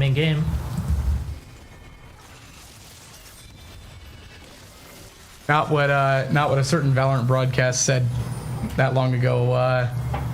Not that kind of kill yourself where it's actually goodwill. They did kill Leona, so they're just gonna get a free Otacon, you know? Everyone backing. Ziggs does see it though. Can they get back in time to contest this Otacon? Even with the Leona down, that's like your least important member on Michigan State's team. Garen getting zoned away by the Karma. Well, Garen does not care. He just walks right through. But he good, might have miscalculated. He just walked into 3 people. Garen going down here. Indiana Tech having quite a few health bars. Oh, the Skarner! Garner walking in again, but he might die. No, the Scion going down as well. Otacon going down to 2k. He's trying to go in. He stuns. 0 misses, but Skarner does, in fact, secure the smite, but he might be going down here. Yes, he does go down. Mel on 1 HP. Azir does finish him off. Leona and the Ziggs trying to run away with their lives. Skarner, a pathing, my man. That was a crucial smite steal away for Michigan. Yet somehow, this game still remains close. I don't understand anymore. I'm not going to act like I understand. This game is way beyond my skill set, my knowledge bank for what League of Legends Drake is. coming up in 1 second. It is Both up. teams are pinging that they want to fight for this.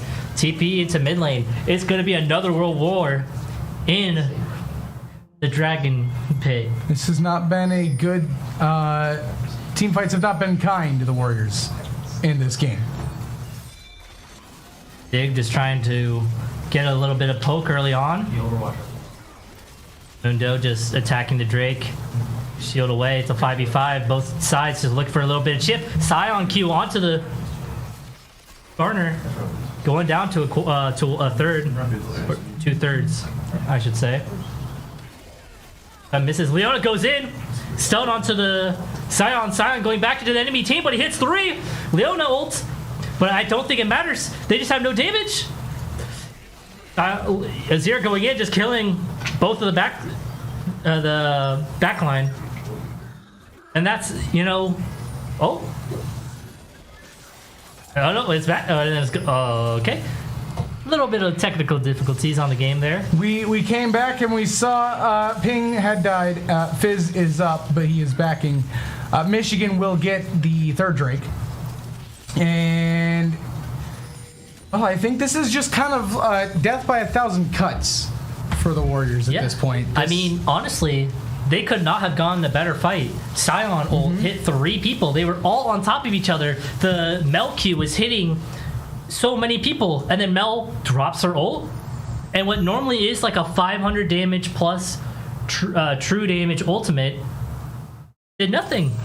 I don't even think he actually got a kill off of it. He might have gotten a kill off of it, but that's definitely not what you want to see, especially as Michigan, they get the Mountain Soul. Not Mountain Soul. They go to Soul Point with the Mountain Soul.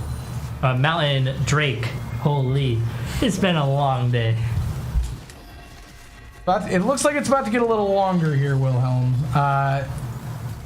Still not quite at the point where we were, well, in game 1. Leona going in? We're one fight away, Nah, but I it's think we're nothing. getting there.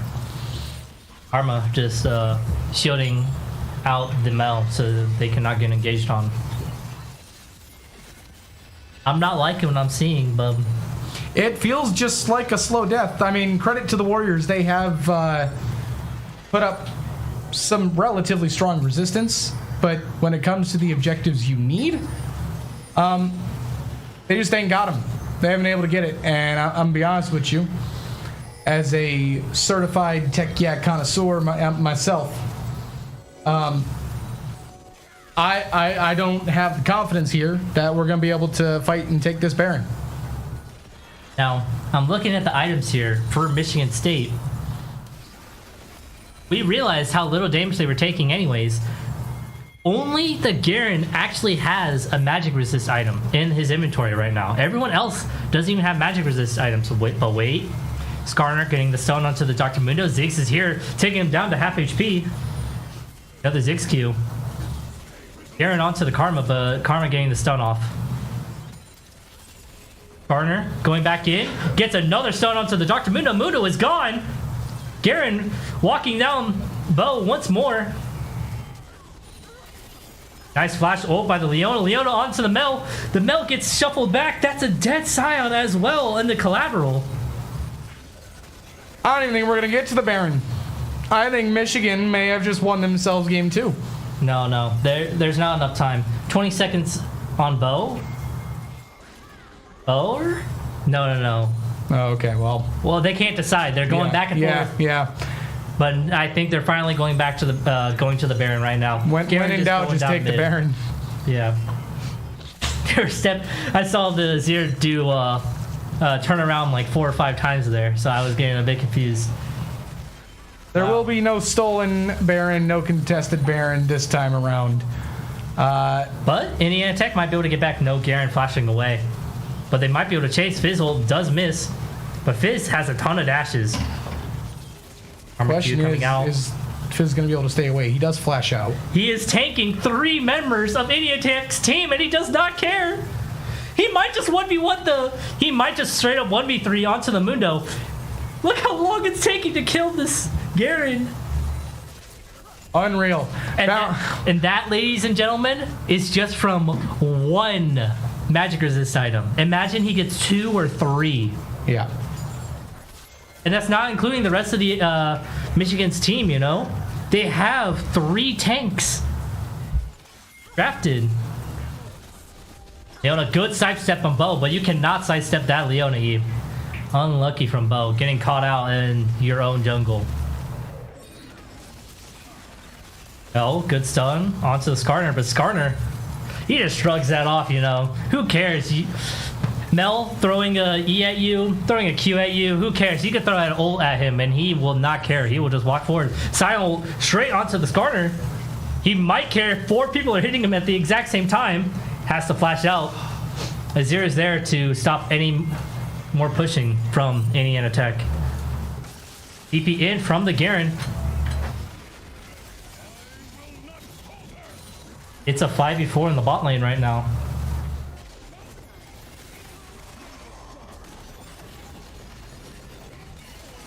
Boys, we got Michigan State. I would really like to see at least one of you guys going mid lane. Why do we not? We have Barrett buff and no one's going mid lane. Barrett is 5-manning down bot lane. Yeah, they kind of are. I guess call it confidence. Okay, Apathing thought about backing. They probably just have, they're afraid that Indiana Tech might win a 5v4. Yeah, I don't know why I keep on calling it State. It just rolls Michigan. off the tongue. Yeah. It is cardinal sin, though, to call Michigan State as a fellow Michigan fan. Yeah. Go blue, by the way. I'm a Cal Not guy. in this situation. Ohio State. Oh, Mito is over here chanting Ohio State. I'm a California guy. I don't know anything past the Mississippi. I don't know anything that happens on your guys' end. That's fair. That's very, very fair. I already have like what 8 sports teams I have to keep track of. That is true. I have like 3 football teams, 4 MLB teams. Oh, it's an engage. 2 people knocked up. Wait, Michigan might be going down here. Carter does go down, but Mundo traded Bandit Boy at 1 HP. It's a 4v4 right now, but Garen is just running in. He knows he can actually tank all 4 of them if he really wants to. Garen just trying to find someone isolated, trying to pick him off so they can guarantee his Mountain Soul. But I think regardless, with how low Indiana Tech are, they can just get it regardless. We got the TP coming back in for Bandit Boy. They really do not want to give this soul away. Fight rage is on. They're all here. But without your jungler alive, both junglers gone, it's really hard to secure this Baron for, this Drake for either side. TP coming in. Bo is going down to the Ziggs. Both junglers now back up and alive. They're both sides just waiting for their jungler. Gonna look to try and 50-50 it with smites. See who's better. Indiana Tech's jungler getting the better of the 2 more recently. Or Pathing doesn't even care about the drag. He just wants to go in for the kill. Go in on the 3. The Scion Q, it's just over. You don't have to worry about contesting a Drake when you know you can just win a fight, and the Skarner has just charged right in and done exactly that. 3 going down. Azir, for some reason, trying to get Drake when they can just easily end the game. So Azir realizing his team calling, hey, get over here. We could descend. That will be game 2. Game 2. An interesting strategy. I don't know what the idea was for the Warriors here. You called it was a wild draft. But blue team is 2-0. Yeah. I mean, like I was saying much earlier, you know, historically, blue side, very, not very good. It's only like a percentile, but still, in a game of inches, you know. So blue side coming out on top both times. Well, I don't really have much to provide at this moment in time. We do, though, I think, have some updates on our Overwatch team. I'm getting some signals from the side. It's like, I think game 1 they lost 2-1. What I'm understanding, Mito is emoting right now. Yeah, he's got it. Okay. Anyways, he was gonna throw something at me. Yeah, they lost 2-1. I believe I'm gonna fact check myself. I think that is also a best of 5. I would assume so. It's a grand finals, no? Best of 7. That's what I It is Oh yeah. It's Overwatch is Best of BO7s because of how fast their individual maps go. So, the last time they played Akron was actually on this broadcast. We got to see the legend of P-Bally not do so well when they played Akron. That was traumatizing. But I will actually let Mito and Cheesy Ninja talk about this matchup a little bit. You wanna let the Overwatch boys talk for a little bit? We've got the gap for 2 games. True. You want to give them some time on the mic? Yeah. All right, we're gonna do a quick change real quick. Boys, get on in here.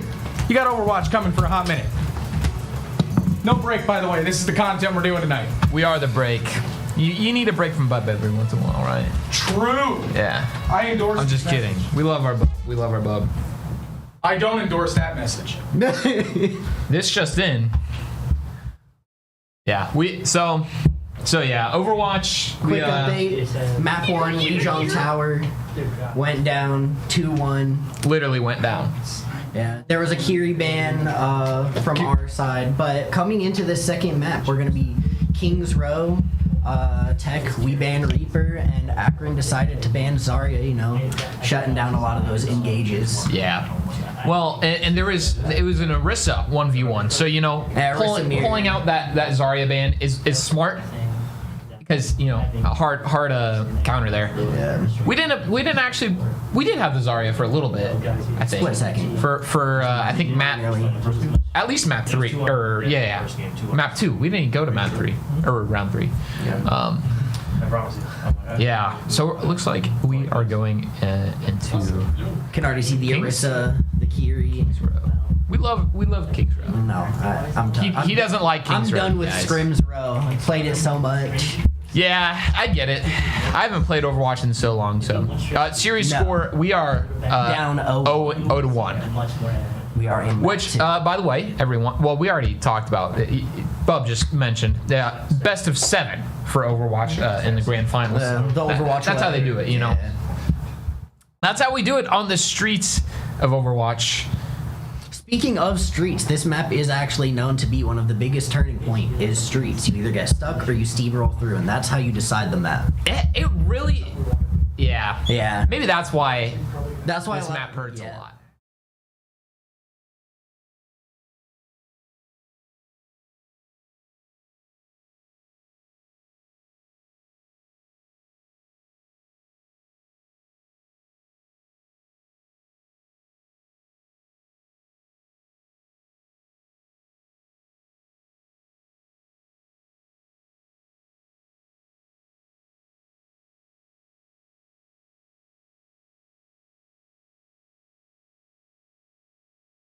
To get a little retreat Yeah, they here, made try not to be TP first pick. angle onto Fluffy here.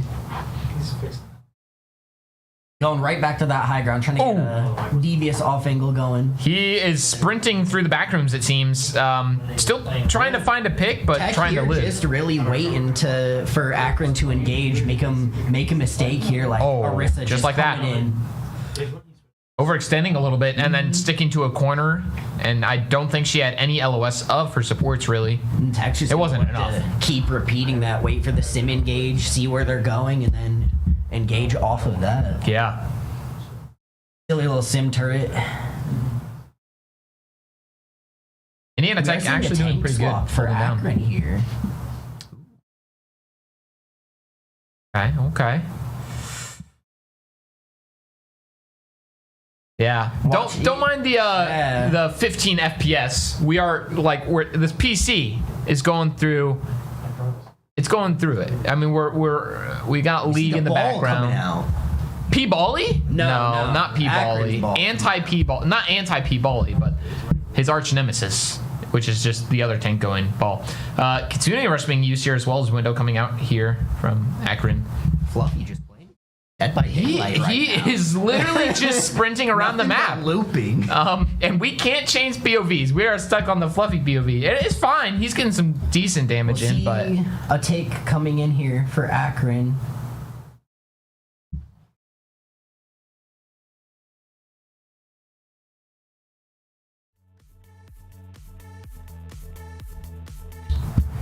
we're getting the overlay as well. So, See, are if we you can look at our league draft here. league draft In the you middle guys. of our- in the middle of the Overwatch gameplay? Don't worry, I know a ton about League.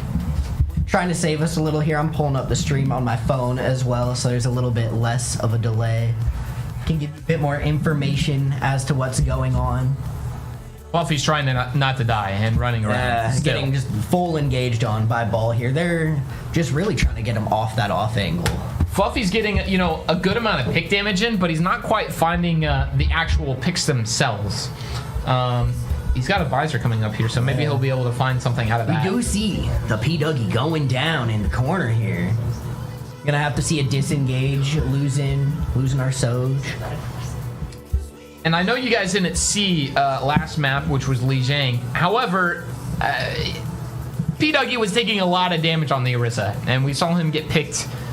Yeah, the Really. main difference on that first map was the pressure put on tank. Yeah. You saw the second Akron tank got pressure, the ball swap, just immediately remove it. Yep. I don't know how I feel about the soldier pick, if I'm being honest. Double hit scan is a little odd on King's Row here. Especially, I mean, there's not really a reason, you know, they don't have like a Farah or an Echo or something. It's really just the soldier such a consistent off angle. I mean, you can see here from the running, while on the scoreboard it won't show the damage coming in. It will see him running around all of that distraction. It's true. I mean, yeah. You got to think of all here the on angles. those Hammond ult. Romero, his only goal is to just not let Fluffy play the game here, and it's working quite well. Yeah. Kitsune Rush coming out here. We do see our Soj onto the Tracer. We'll Are we swapping to a... I'm sorry, is that a Torb? Okay. Nah. I thought it looked like he Legendary clicked on Torb. I was getting really excited there for a second. We do see the P. Dougie onto the Diva here. Is a good counter to Ball, as well as offering both peel or diving on their own. No P. Bally. Opted for Diva instead. And I mean... the M2ski got back on the Soj here. We do like M2ski on the Soj. He's a head clicker It's hard at to- heart, so, you know... It's hard to argue. Yeah. I'm here for it personally. Fluffy finally getting... Back into the classic Picking a Wu Yang wall. Kiri. A hard backline to kill. We still have 3 minutes to burn here on the defense. But also, Holding it a down. defensively good spot here for Tech. They have to come around 2 to 3 corners. They can just permanently back in, keep making them use abilities, and walk right back on them. It's true. That's another advantage Diva has, is the constant mobility. Diva is, definitely a strong pick here. You saw there the Diva diving in, helping prevent any dive damage from the ball, not letting the ball do his main job here. And, you know, she doesn't have any CC, but just her presence, you know, ball can't... DM is absurd. It's so long. Yeah. Absolutely diabolical. This is working decently for NECC as it's going currently. Yeah, We'll it's see, setting up a good position here for our soldier. The Freya on Akron's side. Oh, yeah, he got wombo comboed there a little bit. Freya It close happens. quarters, it's hard to deal with. I mean, she basically is. guarantee hits the right click. We saw the Wu Yang ult here onto the P. Dougie to help try to keep the front line going.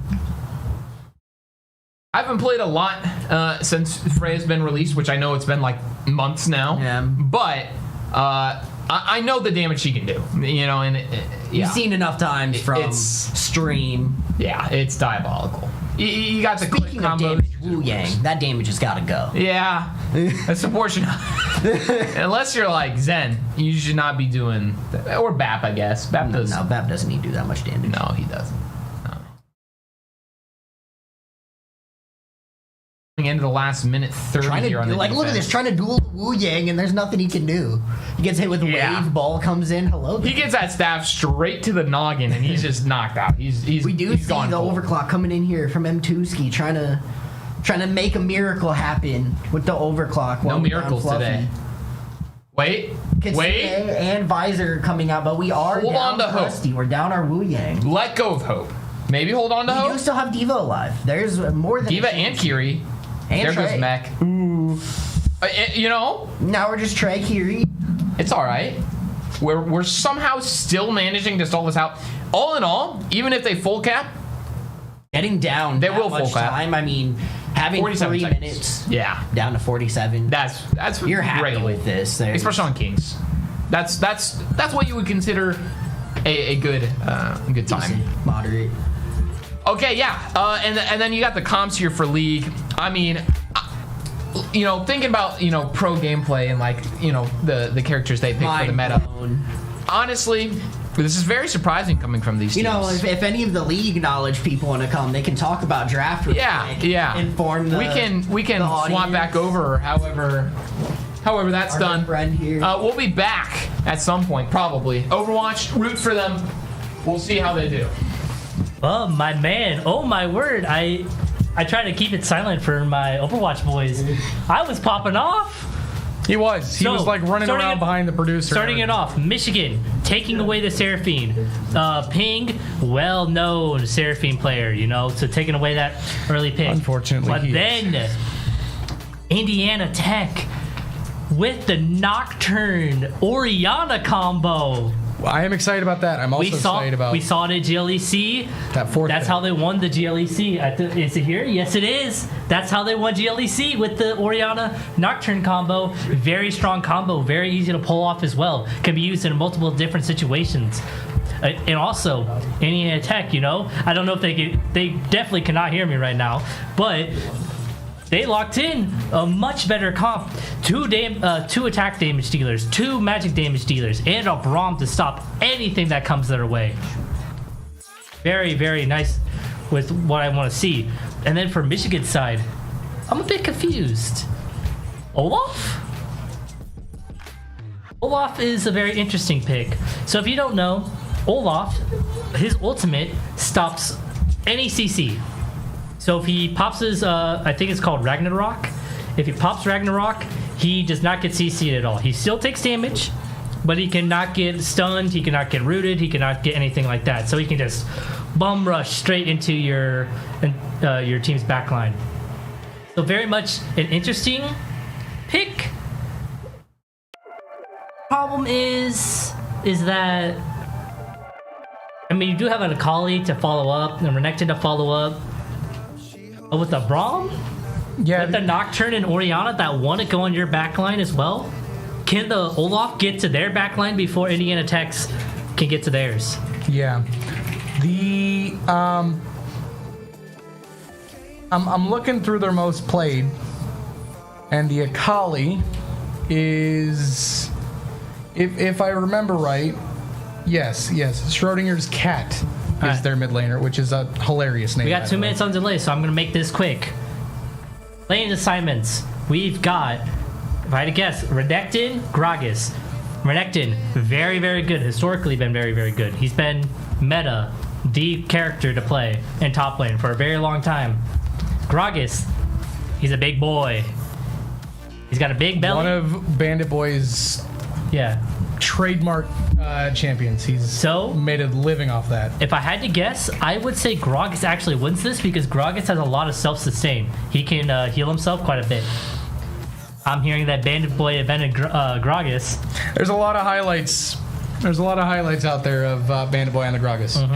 Then I'm very excited. A good Gragas is like a good Rumble, you know? If they can dominate a game single-handedly if they're very good on the pick. Then, from there, we go into the jungle. Nocturne versus Olaf. 1v1. I do not know how this plays out. It's going to be a very close 1v1. If I had to guess, probably Olaf takes it. I think he has a higher damage output comparison to Nocturne, but Nocturne with the trying to remember his ultimate name. Very hard ultimate name to remember. But you know, it's a semi-global, you know? He can go to any lane he I wants play once he gets Nocturne and level I 6. can't remember the name of his ultimate, but he just jumps. Yeah. He makes you blind. The and darkness ultimate. He jumps basically across the map and does a Yeah. ton of damage. So Olaf's immediately. going to look to like invade early on. He's going to want to constantly fight this Nocturne. Do not let this Nocturne get to level 6. But once this Nocturne's going to get level 6, he's just going to completely ignore Olaf. And he's just going to gank after gank after gank. Then, for our mid lanes, we got Oriana and Akali. Akali is going to do a similar job to the Olaf. He's going to be a dive character. He's going to try and get onto the enemy's backline. We are in game now, but I'm going to quickly go through the bot lane as well. Actually, I'm going to go on to Oriana first. Oriana Nocturne, what's level 6? Insane combo. Can basically one-shot anyone if it's properly landed. Because Nocturne dives in, Oriana ball goes on to him, Oriana ults. And then for the bot side, we got a Seraphine versus Varus. That is winning for the Varus, actually. And then we got Soraka, Alistar. I didn't see the Soraka. I like the pick. I thought it was a Braum pick for some reason, but it's actually a Soraka. It was, I thought, a Braum pick. Unless they changed it. They must have changed it or something. But I actually would have preferred the Braum pick instead of the Soraka. But anyways, Soraka still works here. Soraka with the... she has a lot of healing, but she also has the silence. And the silence is very good because if she throws the silence onto the Olaf fast enough, the Olaf won't actually be able to ult. Silence in this game, if you're hit by it, it stops all abilities for its duration. You cannot use any ability while you are silenced. You can still move around, you can still auto attack, but you cannot use any abilities. So when we're talking about comfort, I know Ping can play Varus. I know Ping doesn't play Varus often. We mentioned Kitu, Luca, and Bandaboy on the champs that they are on. Bow on Soraka is a new one for me personally. As for Michigan, Akali is the third most played champ for their mid laner, and Alistair is the second most played support for them. Seraphine I could not find anywhere. They're going off the board literally everywhere else. So just going with either a matchup or whatever the idea is for the team there. And also, we missed it in draft, but Michigan still banning 3+ junglers every single time, you know. They really do not want any NECC jungler to have on his comfort picks. Well, it's funny because, in my opinion, I think Nocturne might just be his best champion. So it's very funny that they actually let that through of all characters. It's pretty good. We've seen it be pretty disgusting, especially when paired with Luca's Orianna. A Bandaboy just took a ton of damage. Yeah, that was a very bad trade. He tried to body slam into him, expecting... I don't know what he was expecting there. Even Silvers know that's a bad trade. Renekton early game is scary. He does do a lot of damage in the beginning. I don't exactly remember off the top of my head how good Gragas is early game. I just know Gragas is very good with Bandaboy, especially at the later the game goes. Gragas is definitely a scaling character. Akali going in, getting a nice chunk onto Luca. He might actually die here. Has to flash away. See the scary part with Akali. Orianna's having to back early. This is actually really, really bad. I actually wanted to go into this matchup real quick. So, range versus melee, but it's the other way around. Michigan instead actually choosing the melee matchup and winning very heavily. So normally, melee mids, they really struggle early on before it's level 6, before they get their ultimates. And so Orianna should be winning. But then we just saw what happened. Akali just goes in, chunks him down, forces him to flash out, forces him to use early TP. Akali going back mid lane with his own, matching it, but he still has flash. At the same time though, Nocturne is power farming. He's getting to level 6. I'm very surprised that Michigan are not playing as aggressive as I would wish they would.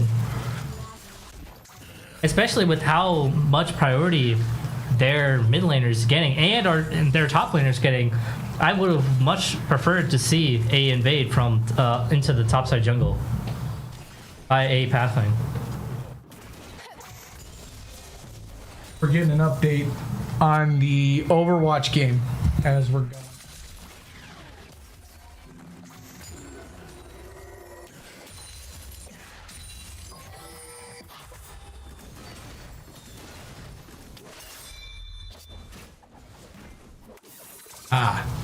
We got the update.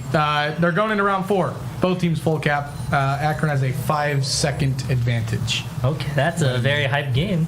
So there you go. Warriors down. They dropped game 1-1. It was relatively close in the regular season when they played Akron. That grand finals matchup is choosing to be the exact same. Back to League of Legends though. Topside, Renekton already has a 10 CS lead. Once again, like I constantly say, this is when you're getting to such a high level as Michigan and Indiana Tech are, it's a battle of inches. So these minute differences don't seem like leads don't seem like a lot, but they really do matter in game. Also, I don't know how I missed it, but Indiana Tech got Infernal. They just did. This is the first Drake that they've picked up since game 1. Yeah, that's very, very good. That's really good for them because, you know, you want that increased damage from Infernal Soul, especially with you having so much mixed damage as well. And so it's going to be really hard for Michigan to itemize against them. Especially because they don't really have a lot of tanks. They have Renekton, but he's like a semi-tank. And then Alistar's sort of a tank, but he's a support, so he doesn't really get a lot of tank items in general. Already see Bandit Boy starting to neutralize that CS diff a little bit in the top lane. Orianna stabilizing mid lane as well, getting back his early on CS lead, but with all the ultimates coming online, it's going to be increasingly harder and harder for this Orianna to start winning lane against this Akali. About to get exciting. This is where things blew up in games 1. Game 2 is a little bit slower, admittedly, but we still saw a lot of action as things went along. Bandit Boy does have the level advantage, but there is the ult from the Renekton. Well done. That was a very good Gragas ult. That could have been really hard to hit. Flash ult it with the Akali. Akali might just look for the 1v1. Oh, just barely, not enough damage. He gets away. Oh, Nocturne. Nocturne ult, though. This is a dead Renekton on my screen. Bye-bye, Crocodile. Said it was going to get exciting. You see a close call in the mid lane and then a kill confirmed in the top lane. Advantage Indiana Tech here, 7 minutes and 30 seconds in. Like I said, once level 6 comes online, Indiana Tech are very, very strong. Orianna just barely surviving. Honestly, that was pretty unlucky for Michigan's Akali. But Nocturne, level 6 Nocturne, that's a scary for your side laners.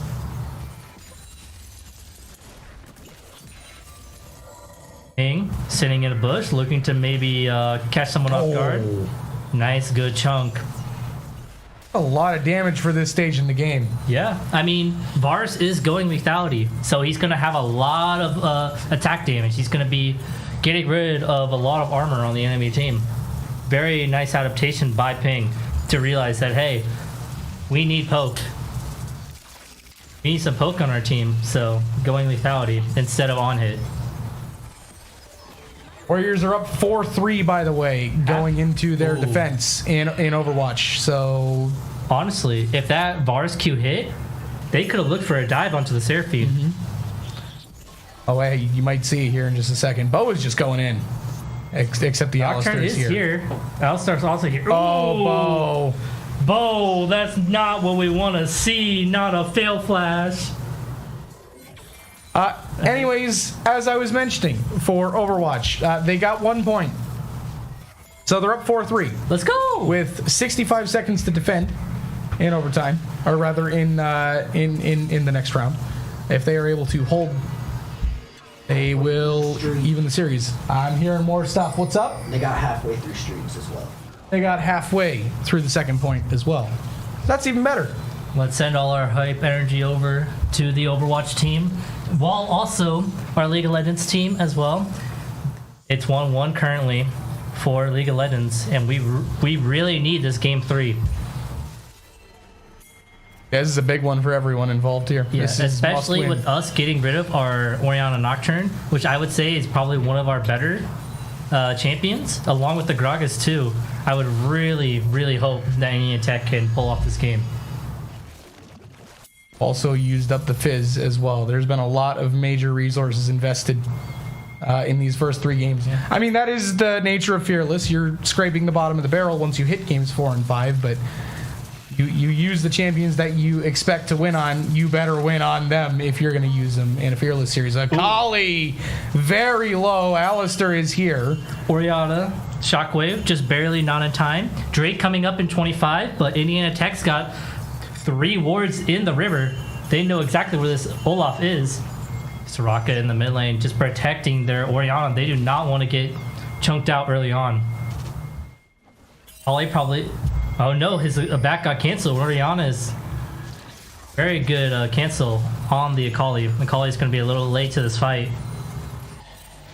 Orianna, no ult, so the Nocturne Orianna combo not there, but they do have the Nocturne ult, which might be good enough to secure them a win.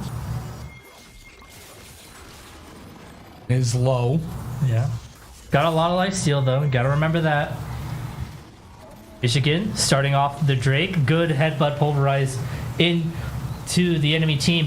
He ult-sees onto the Seraphine, but I think he's going straight to his death, to his grave. Akali flashing, ulting onto the Varus. Varus is going to go get another headbutt pulverized onto the Orianna. Orianna having to flash, gets stunned, but I don't think they can convert anything off of this.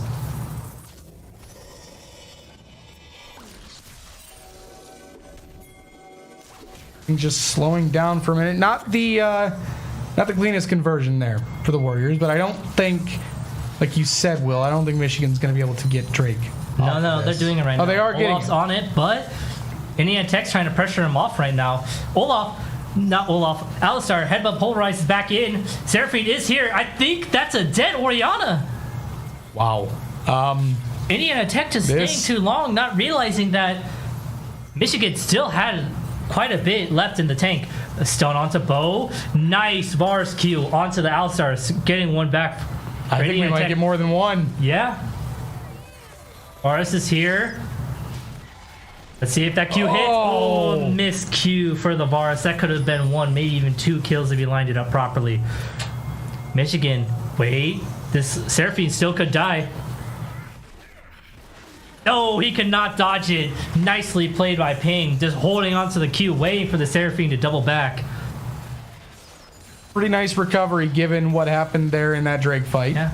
And especially, you definitely, if you want to allocate your gold resources, right, you want it on your AD carry. You want it on your strongest player, or not player, sorry, character, you know? Well, there's an argument that could be made for strongest player, you know. But all NECC players for our league team, you know. Very, very strong Yeah, players. very, very strong individual players as well.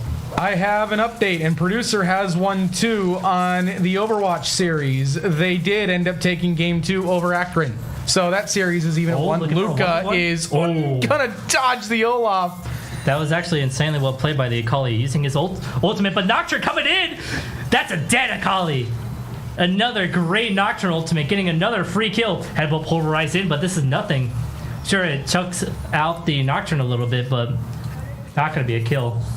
Nocturne actually might lose the entire top side, though. There's 3 Michigan players in his jungle. Raptors already gone for NECC. Olaf now onto the red buff. The 3v2.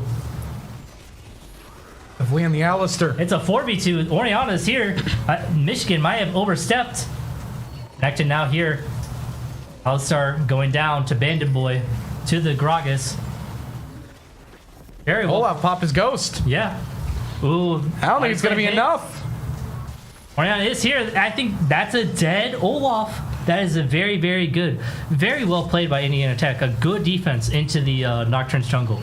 So that big fight that the Warriors lost that got Michigan the first Drake, the second Drake of the game, their first Drake, that fight basically just gave it right back. That is really tough. Although this Akali is going to go in on Luca. He doesn't get the passive just yet. He's trying to run down the Orianna, but he does... Akali does not have his ultimate just yet, so he's not in kill range. Akali now getting his ult. This Orianna's got a little bit careful, but Orianna also has her own ult.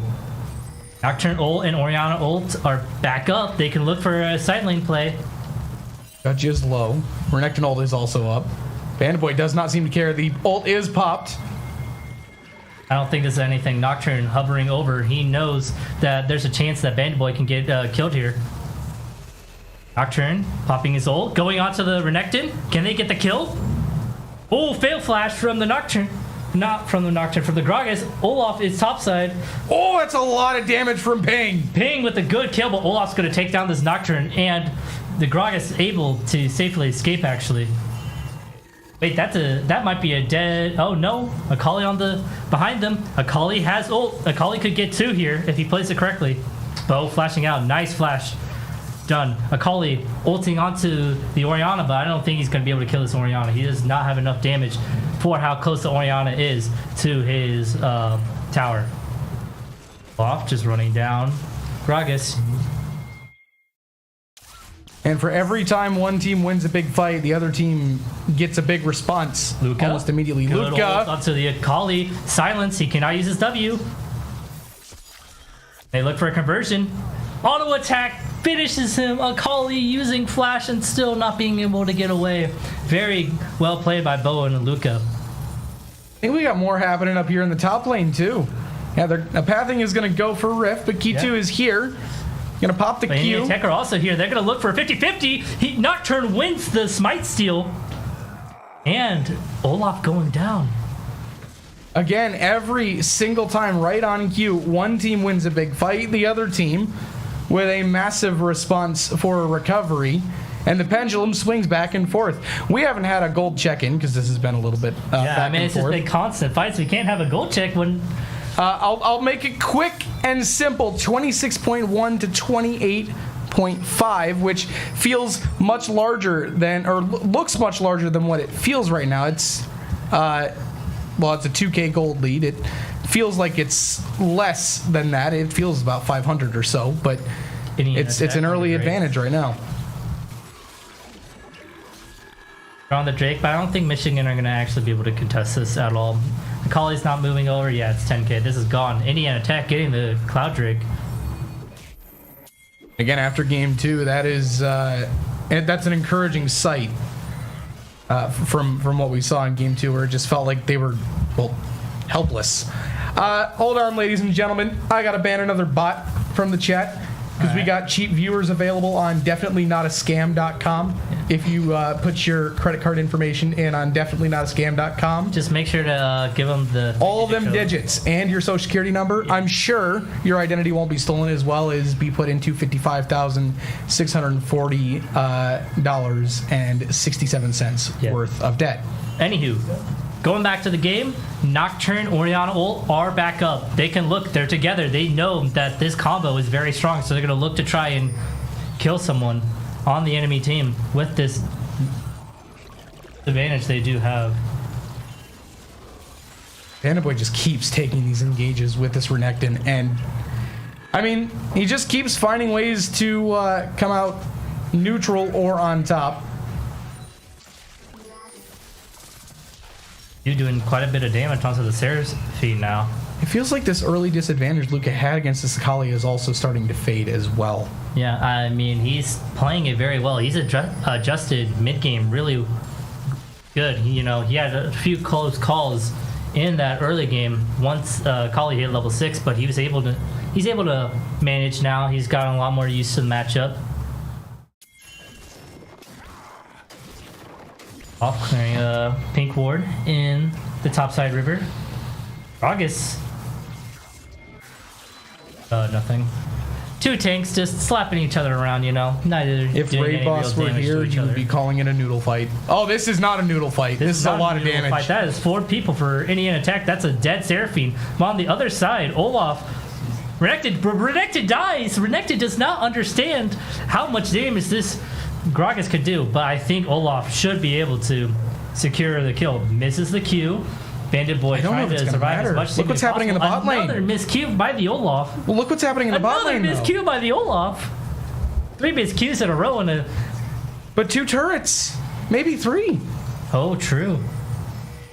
I mean, like the advantage the other way. This is not worth it.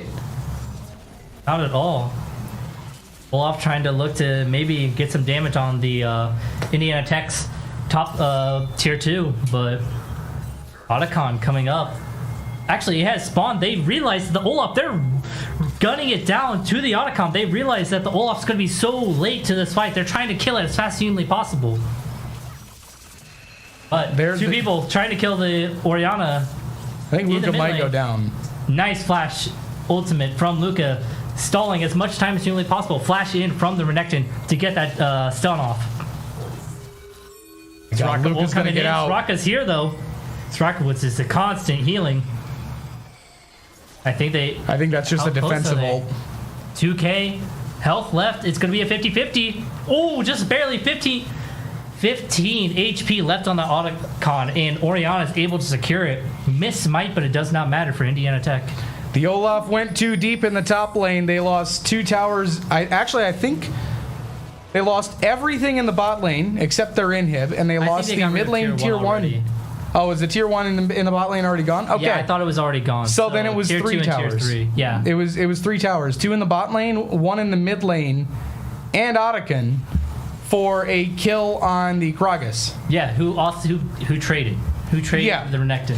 Yeah, that's Very good. That's all That's- you could really call is very, very good. it does not get better for that, I guess, for Indiana Tech, And with aside us from maybe the Gragas not Going dying. to the 21-minute mark, I think it's time for a Bub certified goal check. This one is also not sponsored. It didn't get a sponsorship in the last 10 minutes. But at 21 minutes, 38,000 to 34,000. That 2K has now doubled to 4K. Oh, but wait, hold on. Renekton is trying to go out to Luca, but the Nocturne is here. The Judge. It's so not much realizing damage. where the Nocturne is. Nocturne getting a free kill. The Nocturne Fear is, well, something to be revered. It's terrifying. No pun. You know what? No, the pun is intended. Screw it.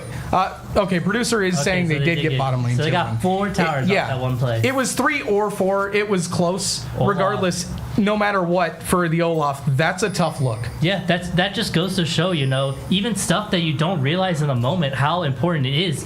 The Olaf staying like 20 seconds. Oh, we go in! That's a 3-man Orianna combo onto 3 people of Michigan. That's a dead Olaf. That's a dead Seraphine, and Alistar going down as well. That's a free Drake for Indiana Tech. Luca is still pursuing. Okay, the Akali is going to get out. Yeah, no, free Drake. It's going to be 3-1. That was disgusting. That's why we like that Nocturne Orianna. Yeah, that was Nocturne, the combo that we've seen. Nocturne could just go in from a mile away, and the Orianna ball just sits on him. Orianna pushes them all together, then explodes. I have an Overwatch update for you. Thanks to Cheesy Ninja and Mito again for the update. Akron was held to, I think they got full held. I think that's what that looks like right there. That looks like a full hold on Akron in Game 3. Yes, from what I'm seeing, a whopping 84 meters on the first point. I'm getting the nod. We just got a Very good. Meanwhile, in League of Legends, Indiana Tech taking down the top side of Tier 1 of Michigan. Luca, Olaf going in onto the Orianna. Nocturne is here. Olaf swaps over to the Nocturne and then goes back to the Orianna, not really able to decide which one he wants to go on. Great. Oh, the Orianna ult's coming in. Goes back in on the Olaf. They get 2. Very well played, understanding that the Olaf just could not figure out which guy he wanted to go on, and especially Luca's Orianna ult was amazing. Indecisiveness kills, and it does twice. A Pathing, who we have seen has been a massive part of Michigan's success, has had a rough go of it here. This Seraphine as well has had a very rough go of it. The Renekton has, well, as you said, basically been an NPC throughout this game. It's all tech, yeah. Right now, about 25 minutes in, 3 minutes to the first soul opportunity for the Warriors, but more importantly, 3 seconds away people from going after Baron. Gragas. Well, Alistar's a little bit further ahead. Can Bandit Boy get out of this?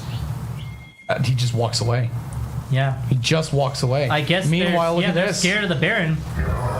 Baron getting taken down by Indiana Tech right now. Bandit Boy just sitting bot lane, trying to 1v1 this Renekton. 6K for Indiana Tech. Redemption coming down to heal. Letting it reset, pulling the Michigan State players into the mid lane from bot lane, just protecting their jungler, but not protecting their jungler, protecting their top laner by committing to an objective. Trying to go for the body slam, misses. Renekton has his Conqueror procced, but he does not. Renekton is so scared of this Gragas, especially because the Gragas has an item over him, actually. Michigan is trying to find a way in. Oriana getting the tier 2 top lane, by the way. Yeah, that's a free tier 2 top lane. The Oriana for Indiana Tech backing off. He's afraid that they might be collapsing on him, but honestly, he might have been able to stay and get even more damage onto the tier 3. I have an update, and producer has one too. The legend of P-Bally grows. 2-1 Warriors. They have taken down Akron in Game 3, so they are officially halfway to an NECC Division 2 title. Baron still up for Indiana Tech. Both teams pinging that they want to fight for this Baron. In Indiana Tech, if they can get this Baron, they end the game pretty much. Alistar too far ahead, trying to go ahead onto the Varus. TP behind. Renekton is on the Varus. Olaf's here. Good flash out by the Varus. Indiana Tech turning around. 3-man Oriana ult. Obviously, the Olaf CC immune. Oh, Varus gonna go down. Gragas gonna go down. The Alistar gonna get traded away though. That's a 2-for-1 for Michigan. Nocturne and Oriana are still up. It is, I think, arguably the scariest part right now for Michigan. Judge thought about stepping through, but elected not to. It doesn't really net Michigan much more than just time, per se. Yeah. They'll have time. They'll have time to be. They'll be on Drake first. Michigan will be able to get to Drake first because of the jet timers on Indiana Tech. Drake coming up in 12 seconds with Bandit Boy, roughly at the same time. So that's going to be about 5-6 seconds for Bandit Boy to actually get back to the Drake fight that Michigan can take advantage of. I was going to try and fight Judge here for priority in the mid lane. It's not often you already see... starting the Drake. Yeah. Indiana Tech on Drake's on Dragon Soul, but I think combo this is going up, to go by away. the way. Our combo is up. Oh, yeah, he's trying to go in, but he's getting constantly CC. This Nocturne cannot go in. Oriana, Akali Olaf just in the backline getting 2 free kills. The Nocturne's going down. The Gragas gets the trade. Probably going to kill the Alistar as well. Oriana trying to kite away. Neutrally kills. Wait, Gragas is here. Seraphine gets ulted away. Alistar with the headbutt pulverized. Luca living on 1 HP kills the Alistar. Renekton trying to heal up. No, Luca's damage is crazy. He's got the movement speed. Can he kill? No, he cannot kill the Seraphine. He's leaving on 1 HP. Luca, homie, breathe. You've done so much more than you were asked to do. Luca single-handedly winning that team fight for Indiana Tech. Although they lost to Drake, they went even. Actually, they went slightly ahead in kills. Which is borderline disaster for Michigan in this scenario. You needed to have a big win in that fight to give yourself an opportunity. Baron's up. That could have been a 2-for-1 for Michigan. The main thing is that for Michigan, there is some silver lighting. You have paused the Dragon Soul from going to Indiana Tech for 4 minutes. In Indiana Tech, though, they do not care about some Dragon Soul. They want this Baron. They want to end this game. Nocturne ult up. Oriana ult up. Both sides having all their ultimates up, except for Seraphine on Michigan's side. All right, it's getting close to the 30-minute mark. Wait, here we go. Going in. He's walking in on a ward. Nocturne ulting in. Nocturne going in on to the Seraphine. Seraphine using Hourglass and getting redemption, but losing half her HP. 5v5 down mid lane. This is the NA Ram. Wow. I got nothing. We got a war, ladies and gentlemen. Although there's no wave really to push here.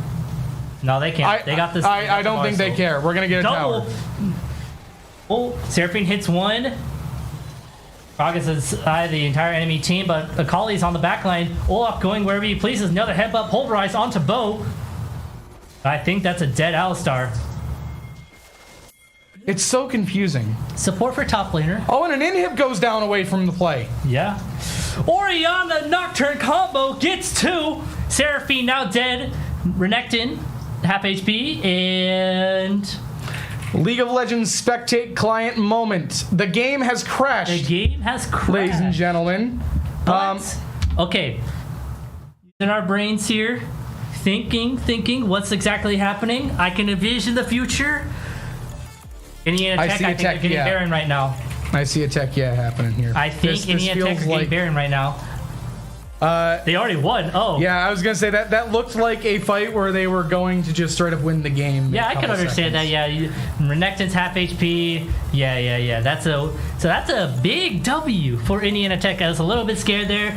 Their mid game was starting to get a little scrappy, but they're pulling it back. Same thing as game one.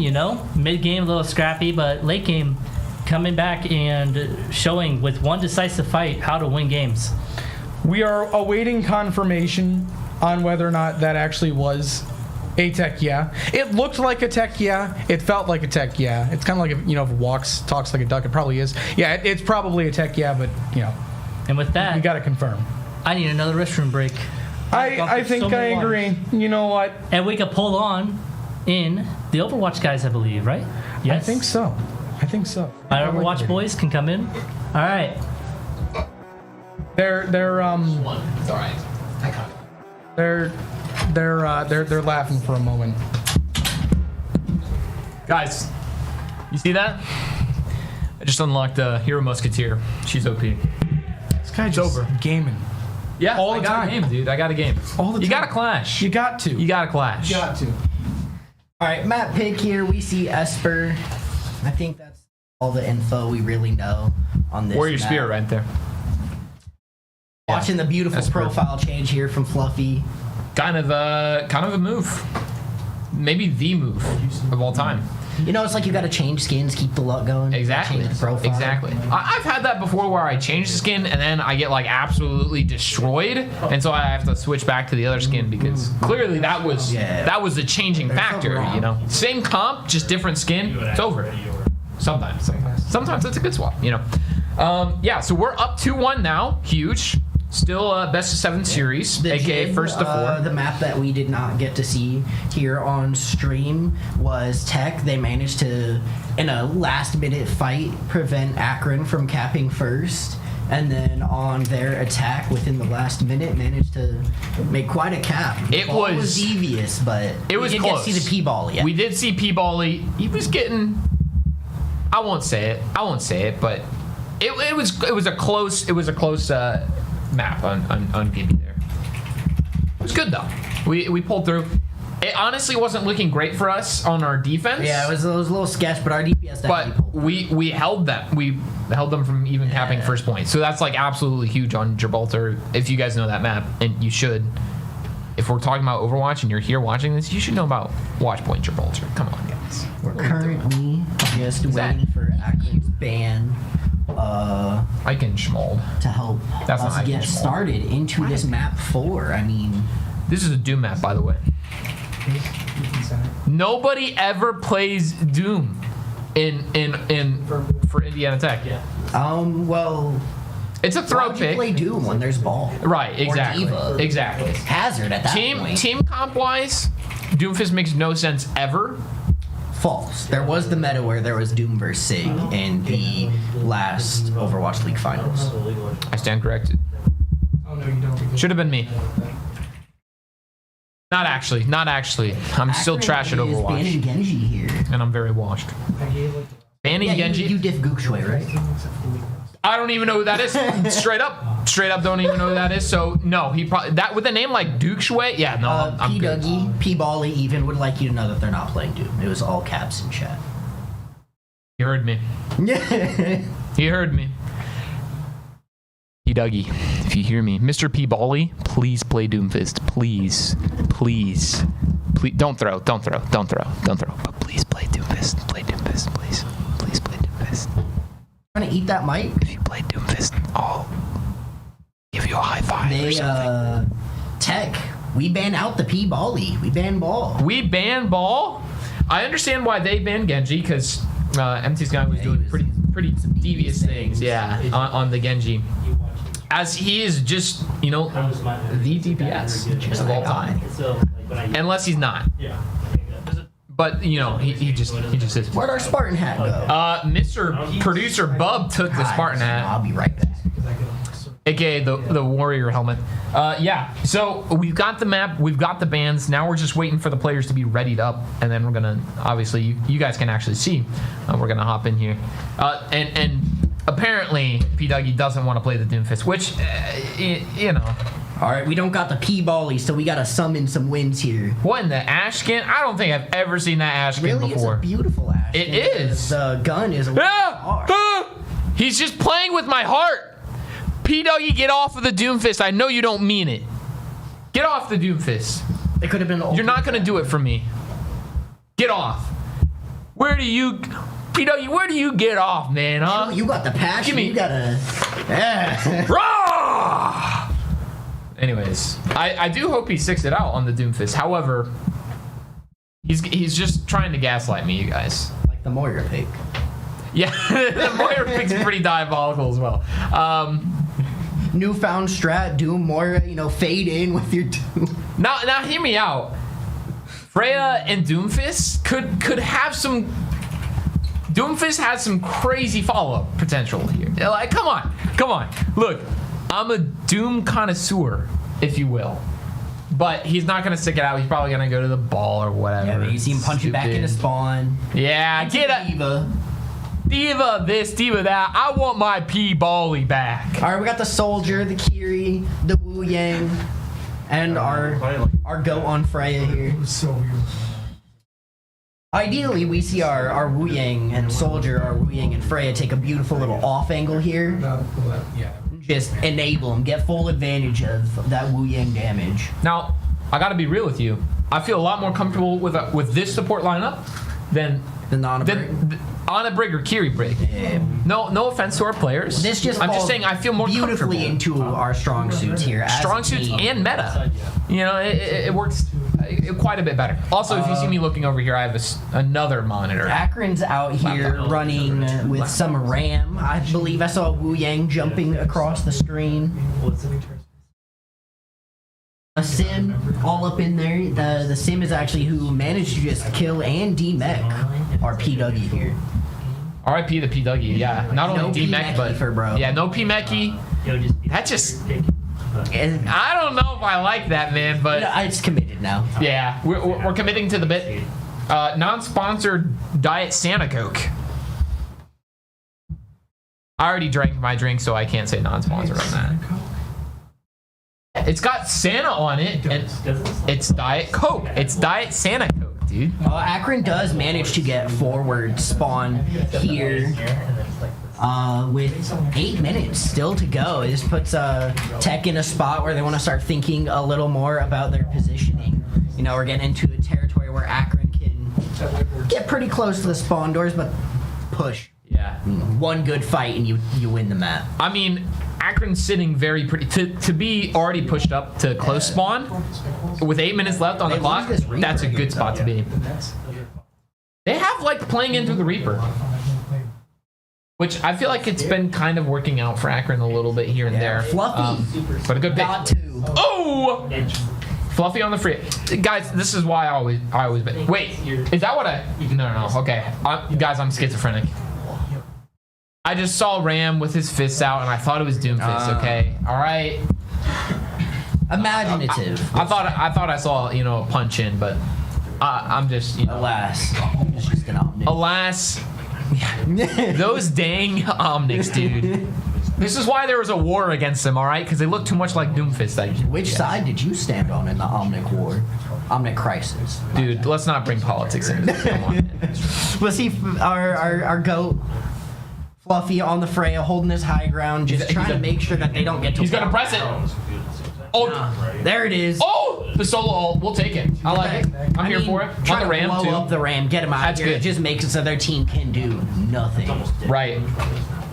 25 HP and a dream, and his dream is to get Such healed up. and give it on the mobility pig. we're seeing here from Fluffy on the Freya, just jumping around, Yeah. roof surfing. Just I a mean, better Hanzo. Just a better Hanzo. As I said- Not exactly comparable. As I said but, before, if Soj is Widow on wheels, Freya's gotta be Hanzo. Oh yeah. moving and grooving, and her burst potential. Look at these is little just Wu insane. Yang orbs just flying in from around the corner. It's Orbin time on the Wu Yang. Not the Zen. We don't have the Zen, but we do take lead the and forward Avatar spawn. Airbender collab is coming back. Hopefully we see one with Wu Yang coming in. Ooh. You know, I'm gonna be honest. I've had some issues with some of the collabs. Yeah. Like certain heroes getting certain skins that I think should have gone to other heroes. You know, what was a the small indie company? They gotta farm the money. They gotta farm the money, man. Could have given it to the right characters, but no. Oh, it was the. It was the My Hero Academia one. They should have gave All Might to freaking Ram. Yeah. I get the attitude of Reinhardt is more like All Might, but Ram has two forms and so does All Might, and I don't know. It's not my game. I'm not making the money from it. Blizzard, But hire this me. is Tech's game. We managed to take the lead. We did. Forward cap. We're still holding. 80 meters. Cap. Yeah. Okay, I'm not schizo now. You guys see it too, right? No. What the heck? Dude, I'm actually losing my mind. I'm actually straight up losing my mind. Tech playing this beautifully. They're having the lead now. They're not even worried about where the bot is positioned and rather worrying about the fight that is to come. Overall, beautiful way to play. Yeah, we got what, a 20 meter lead here. About 5 minutes left here on the clock, so we're sitting in a good spot. Coming out here. Yeah, they're going to be Looks like it pushing was on the aggression Akron's here. side. Down Arkiri as well in all the chaos. It's a good first pick for Akron, and it's just going to be a little bit of snowball effect here for them now. Tech doesn't have to worry too much. Mostly about coming back, taking this fight as a team. I mean, this is a good spot to pause. I wonder if the other team's keyboard disconnected again. That happened earlier It did. off of stream. Yeah. Same culprit. I bet you it is, because we didn't see a DC. Yeah. And classic Overwatch, am I right, you guys? It happens. Akron mentioning something about being in Miami and that getting brought back up as one of the technical issues from Akron's side is their different setup than normal. His monitor turned off. You don't need your monitor to play games. What? You play with it on? Just use sound, guys. It's like echolocation, Daredevils. Yeah, mid laner, and he has a. Well, in our beautiful pause here, how do you think this next fight's gonna go? I'm gonna be honest. I don't think it's gonna go well, because I don't know if we're gonna have everyone back in time to be able to. I don't know. The real deciding factor here would be we see Fluffy starting to just hold this area here. As long as Tech makes sure to not engage a little too quickly, this should be a solid fight. Hopefully he presses tab again and we can see what ults we have. Fluffy, press tab. Oh, they're unpausing. He'll be too focused in to press tab. See, they're really close to taking the lead here, but it looks like PW is back in time to be able to You hear the contest. Kitsune Okay. coming in from Arkiri here. It's the one where he slams his shield down and knocks it in slow. Wait. Freya ult coming out. Okay. Saw a little light come up from the bot, and I thought that the Akron had managed to take the lead. They did not. Not We quite. are holding it. Stop just short, Like about 4 meters, 4 meters, away, yeah. but Tech does manage to take this, and I imagine are going to push for close spawn here and then take another fight. I know I said that I thought it wasn't going to look good for Tech, but I thought the deciding factor was if PW was going to get back in time to be able to contest. Because otherwise, if it was a squishy, they would have just exploded. Here we do would have lost see, it. with the quick flashes of tab, we have Wu Yang ult. Our other DPS is rocking that beautiful ult, and P Dougie ready to bomb. We'll see if he uses it to stay in mech or to try to control an area. Go onto the side.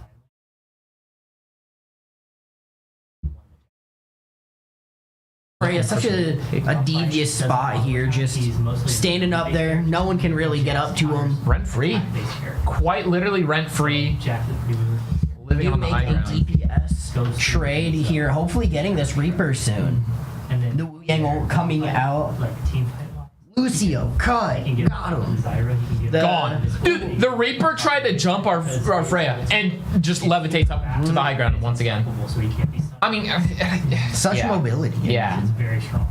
You're gonna keep hearing that from us. We're gonna keep talking about The it. great usage of it is really what to look at here. I mean, that's true because her Blossom- cooldowns are kind of. A Blossom came out, our soldier managed to get himself with rockets, and We're down Blossom, Wu Yang. it got murked. Yeah.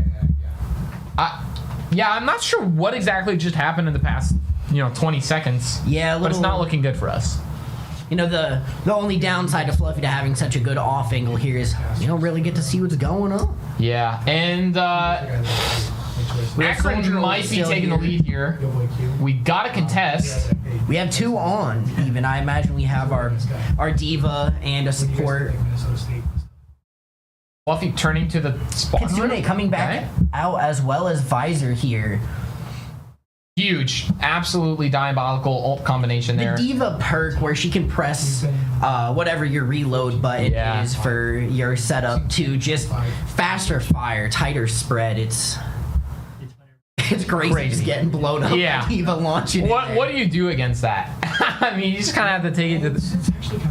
I'm gonna be honest. I didn't even know that was. Is that one of the newer perks It is. It when was they one swapped them added out? this season. I'm curious to see with this next patch if they keep it in, because every season they do adjust perks. Right.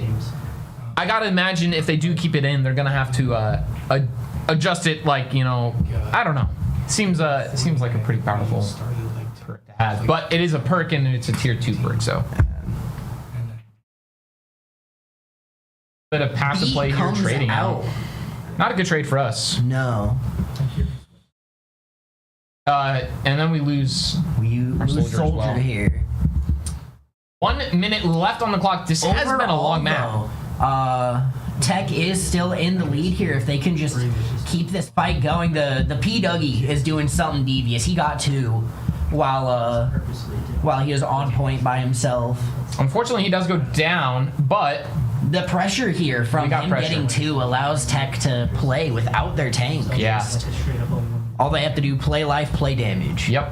And I mean, that's what Freya does best, She just sits in That's the what back. Fluffy's been doing all game. Literally. I think that's all we've really seen from Fluffy is him running away. I'm kidding. That was a joke. But also. Running away with a couple right clicks. Right. Soldier, he was running. Look at his angle. Like, yeah, okay. Surfing. Why are we able to? And nobody. Okay, the Lucio's gonna try and contest him. What's Lucio gonna do? You just right click and then. Yeah. All right. Beautiful. Hashtag TechYaz in the chat, everybody. That puts Tech 1 map away from grand Match finals. points. Number 1 Fluffy hater out here. No, I'm not hating. I'm just pointing out that he's running a lot. But he's just been playing the heroes that have the mobility. That's why he's getting called out. And he's the only one I can see. Yeah. It's easy to call out a guy that you're watching strict POV of. I guess we did. M2 Sky was on the soldier. Yeah. So he was probably running just as much as Fluffy. All right, we are looking to 3-1. inspect how our league team's doing here. Yeah. I mean, in between, might as Yeah. well get a good cycle in. Cycle our league Hope team. to see you guys soon. Yeah, we'll be back with more updates. 3-1. We're cooking. We're here. Match point. Stay tuned. That's hard. All right, boys, on to the game that actually matters. Whoa. So we did not get to see. Actually matters. Yeah. We got 2 teams now that are 1. It's the moment. Yeah. We got 2 moments. Not 1. We all but 2. We all know. We on the way. We all know which game's better.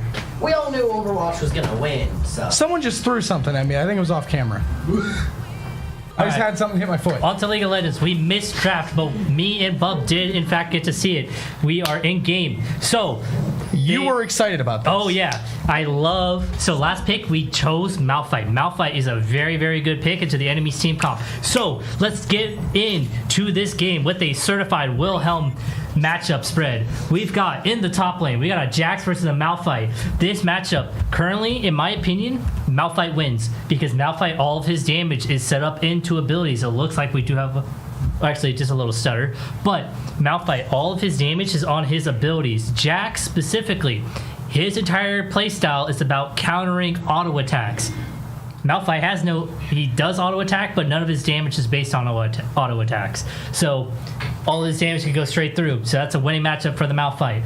In the jungle, we have the Zyra versus the Pantheon. The Pantheon, very, very crucial, having a global ultimate so he can go into whatever lane he feels like. So if they ever decide, hey, Jax, why are you split pushing? We're just going to 2v1 you. He can instantly show up there and kill that Jax. And then for Zyra, very strange pick. I can see it working though. Zyra has a very deceptive, very fast clear on his jungle camps. Not a lot of people realize just how fast Zyra can clear the jungle. Obviously, in the mid lane, we have Ryze versus Victor, a classic matchup for anyone who's been watching League of Legends, especially from the start.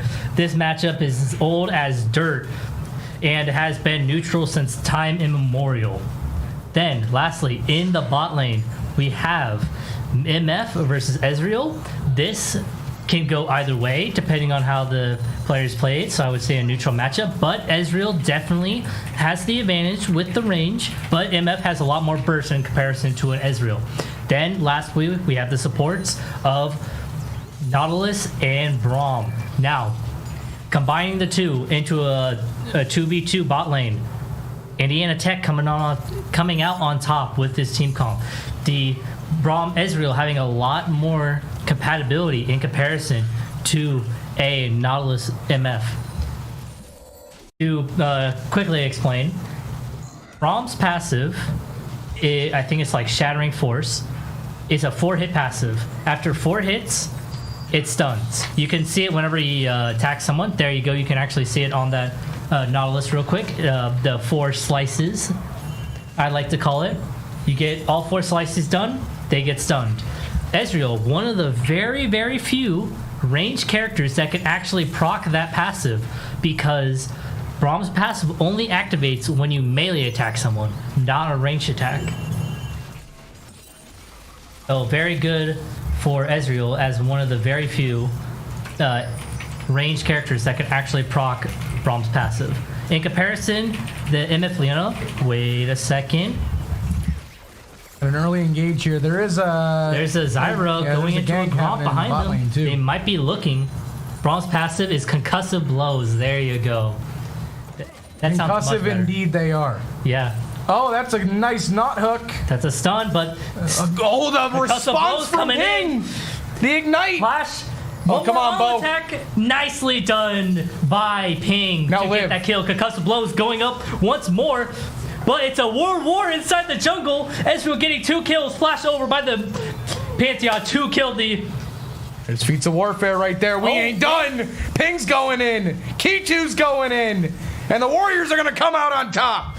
4 kills for NECC before 4 minutes. This is what we like to see, boys. This is what we like to see. Obviously, losing Ryze does hurt. But you got 2 kills on your Ezreal. You got 2 kills on your Pantheon. Those are the 2 people you want the most fed as humanly possible. It's about as good as it gets. And if you got to sacrifice your Ryze one time to make it happen, so be it. I'm going to do it early. We already got a 1K gold lead. There's your Bub Gold check-in, brought to you by nobody.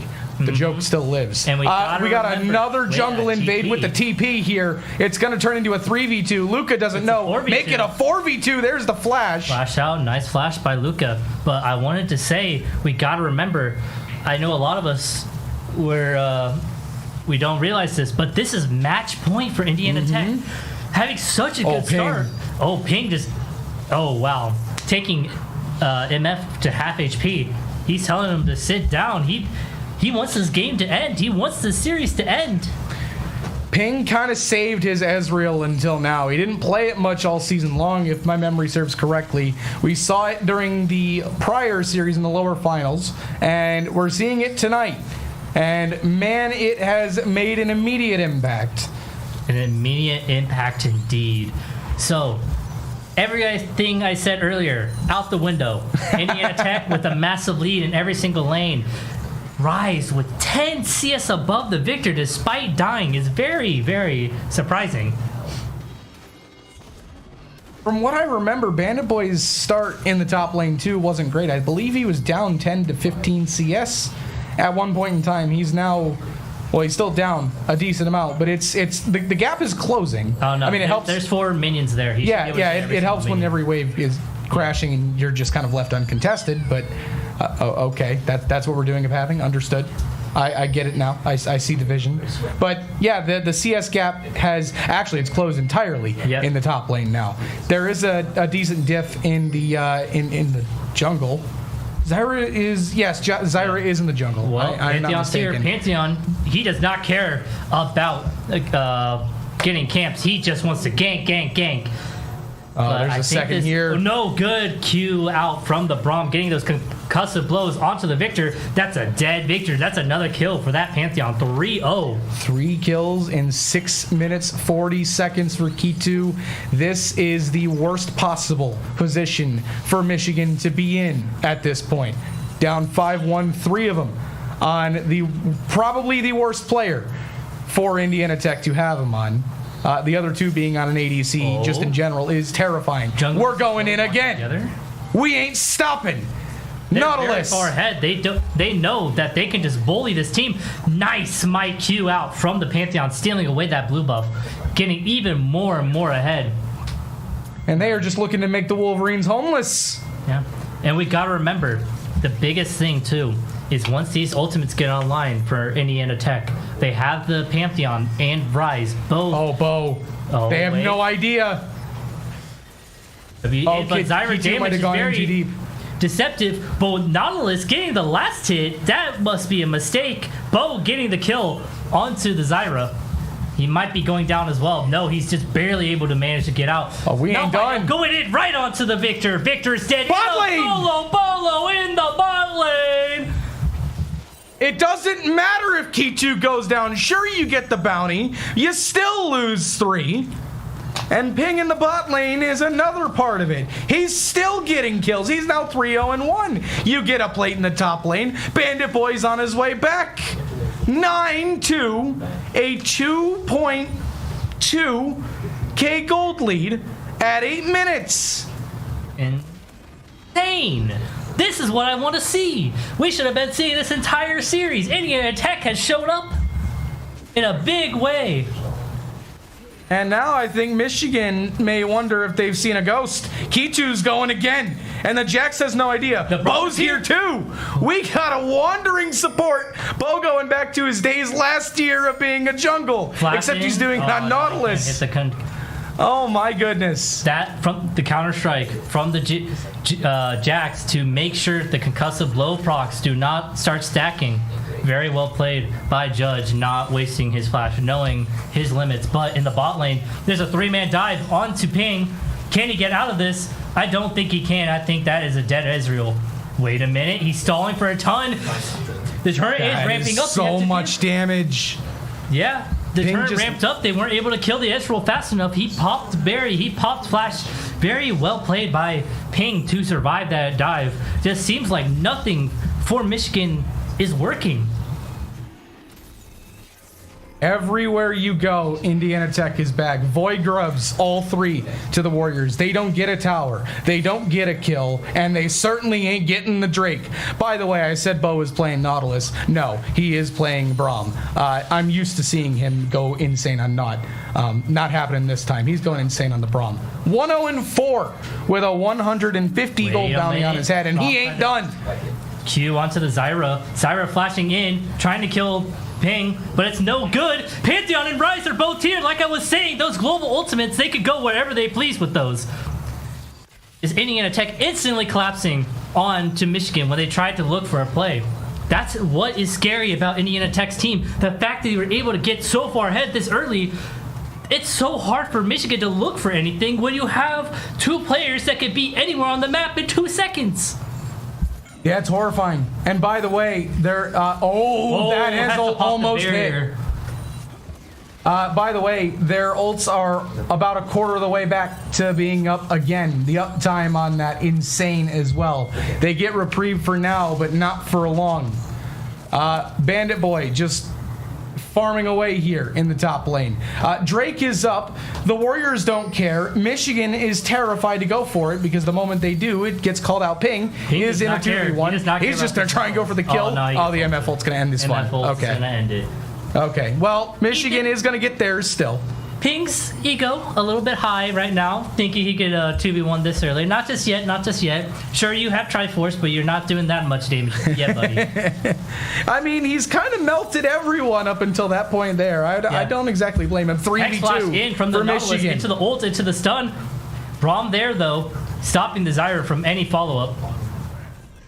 Good stand behind me by the Braum to get out of there. Michigan's trying to find a way back. Might actually get an angle for Drake here, but Listen, he too is recalling. Michigan are ping. down 2K. They are down 2K, but it is salvageable. They have lost scrubs, but with their team comp, if they're able to properly manage and time Indiana Tech's ult, they can come back in this game, especially with the Jax in the side lane. Jax later on, but no, Malphite does not care. He ults straight onto the Jax, but I don't think there's anything. Malphite just has no mana. Bo might be getting caught out. There's 3 people here. Pantheon's here trying to save his support, but no, the Ignite goes down. Nautilus getting another kill. Running away. Pantheon just barely getting out of dodge. Oh, the ults! No. Not enough. Hits the Zyra, but doesn't do enough damage yet. Everyone on U of M is low, though, so that's going to prevent Drake at the very least. Bo does go down. That's a shutdown back to Michigan. So we are back to within 1K, actually. Critically, though, it went onto the Nautilus, you know? Once again, these supports, they do not want to be the main guys getting the gold. Of the 4 kills Michigan has, 2 are on the Nautilus. In comparison, for Indiana Tech... is low. Oh, he's so low, but Bandit Boy, he has no mana.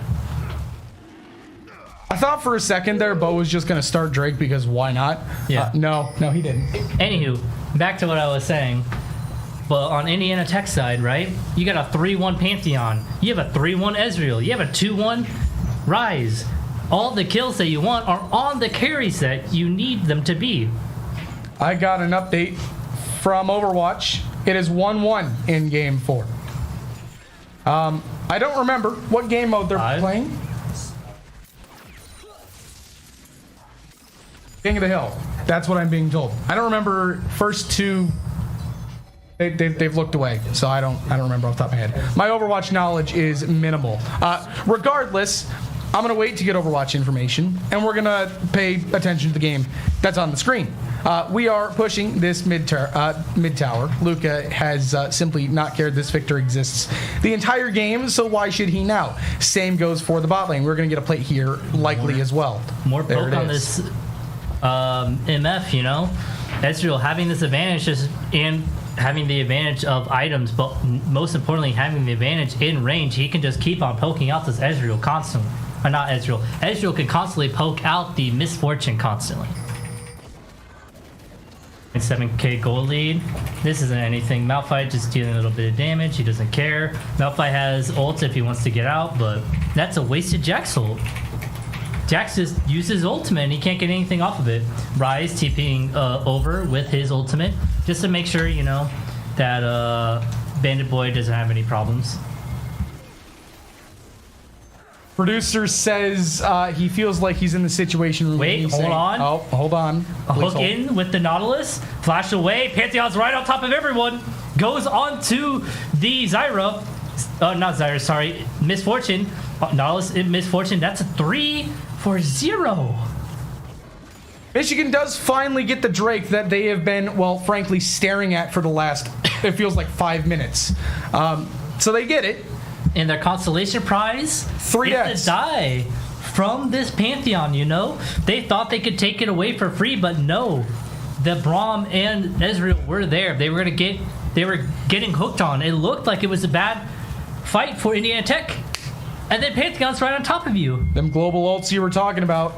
They're there in an instant. We saw it last game too with the Nocturne, except now you've got Rise added to the Formula 2 because we saw Judge get pushed away in the top lane as well. We already saw how oppressive just one global ult with the Nocturne was, how important it was to the game.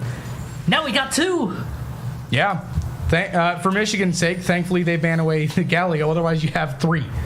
By the way, producer had said earlier before we were rudely interrupted by a 3K by the Warriors. I'll be interrupted any day of the week if the Warriors are going to drop a 3K. I do not mind.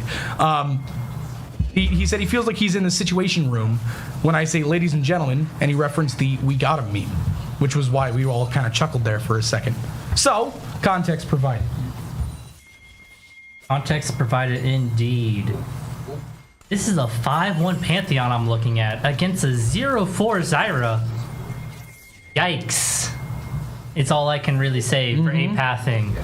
This Zyra pick just not working out for him at all. Oh, that's a Jack's on top of the Luka. Rice, so the Rice might die here. Rice has no... Oh, nice flash out from Luka. The Pantheon, Braum both here. Whoa! That's a dead Zyra. Help was on the way. Braum Q misses.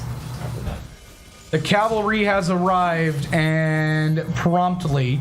There That are was a a path ton of deleted. pings for Indiana Tech. They want to kill both these guys under tower. Tower's going to go down. This is a dead Jax on my screen. That's a dead Nautilus on my screen.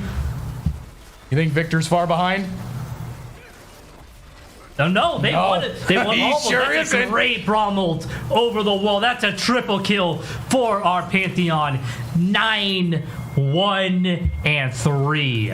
No questions asked. It was not... that's- Oh! The solo bolo I see. Bandit Boy has made his presence known. 2-0-1. That's an unofficial ace by Indiana Tech. From everywhere on the map, they kill 4. Actually, did they kill 4? Yeah, 1, Yeah, they killed They all did. of them, I'm pretty sure. Yeah. They killed all of them on the top side, and then the solo bolo from the Malphite onto the MF. That's how scary this Malphite can be. Malphite's not even building damage. He's going full tank. Imagine if he had 1 AP item. That sounds like classic Bandit Boy to me. Build full tank and... Kill the ADC regardless. Yep. ADC weak. That's why it's getting buffed. That's why, in fact, it's getting buffed next patch. But we are in current patch, baby, for this grand final. I have an update from the Overwatch team. I am... Wait, awaiting- hold on. Pantheon ults in. Zyra is dead. Nautilus flashing away, but it does not matter. He's dead as well. 2 more kills for Indiana Tech. This Pantheon absolutely showing its prowess. It is official. We do have one NECC Division 2 champion tonight. The Overwatch team, 4-1 over Akron. They got revenge from their regular season defeat. They did not lose during their playoffs. So congrats to the Overwatch team. Yeah, They got their dub. Absolutely, that's very well done. Now, hopefully, with our massive lead, I think Indiana Tech can take 2 in one night. Looks favorable right now. Shout out again to Mito and Cheesy Ninja for showing out tonight. This was... That's a dead Nautilus. Shout out to Nautilus for... Zyra ulting onto 2, the Victor ult on top, What but they is do not happening? care. They're so fed they can just tank it, but they might care about the MF ult.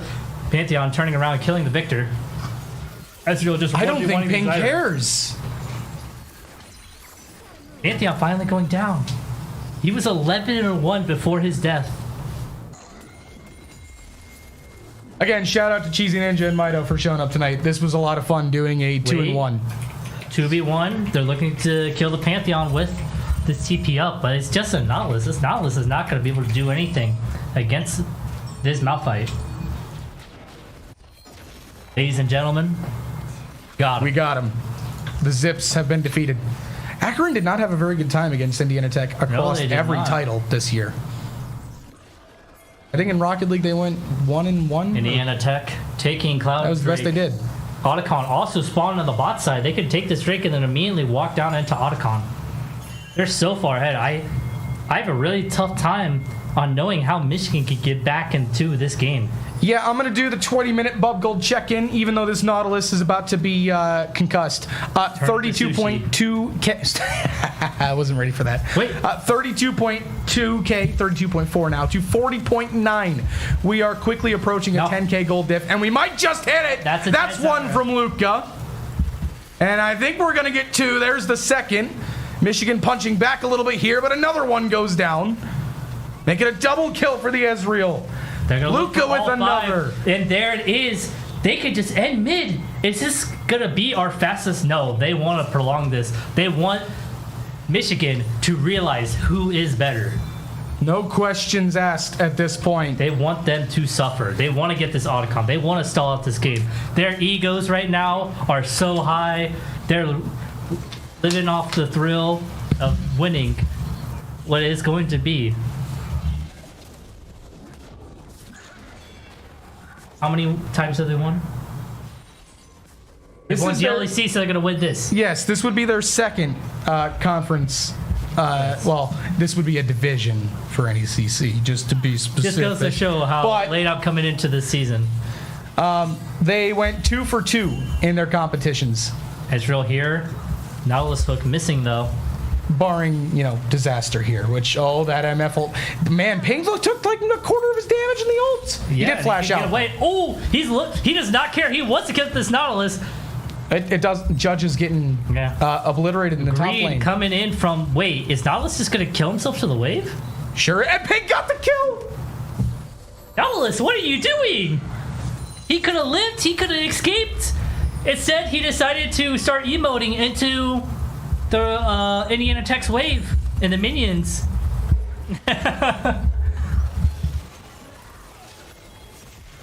Oh man, some in-game banter coming out from Indiana Tech.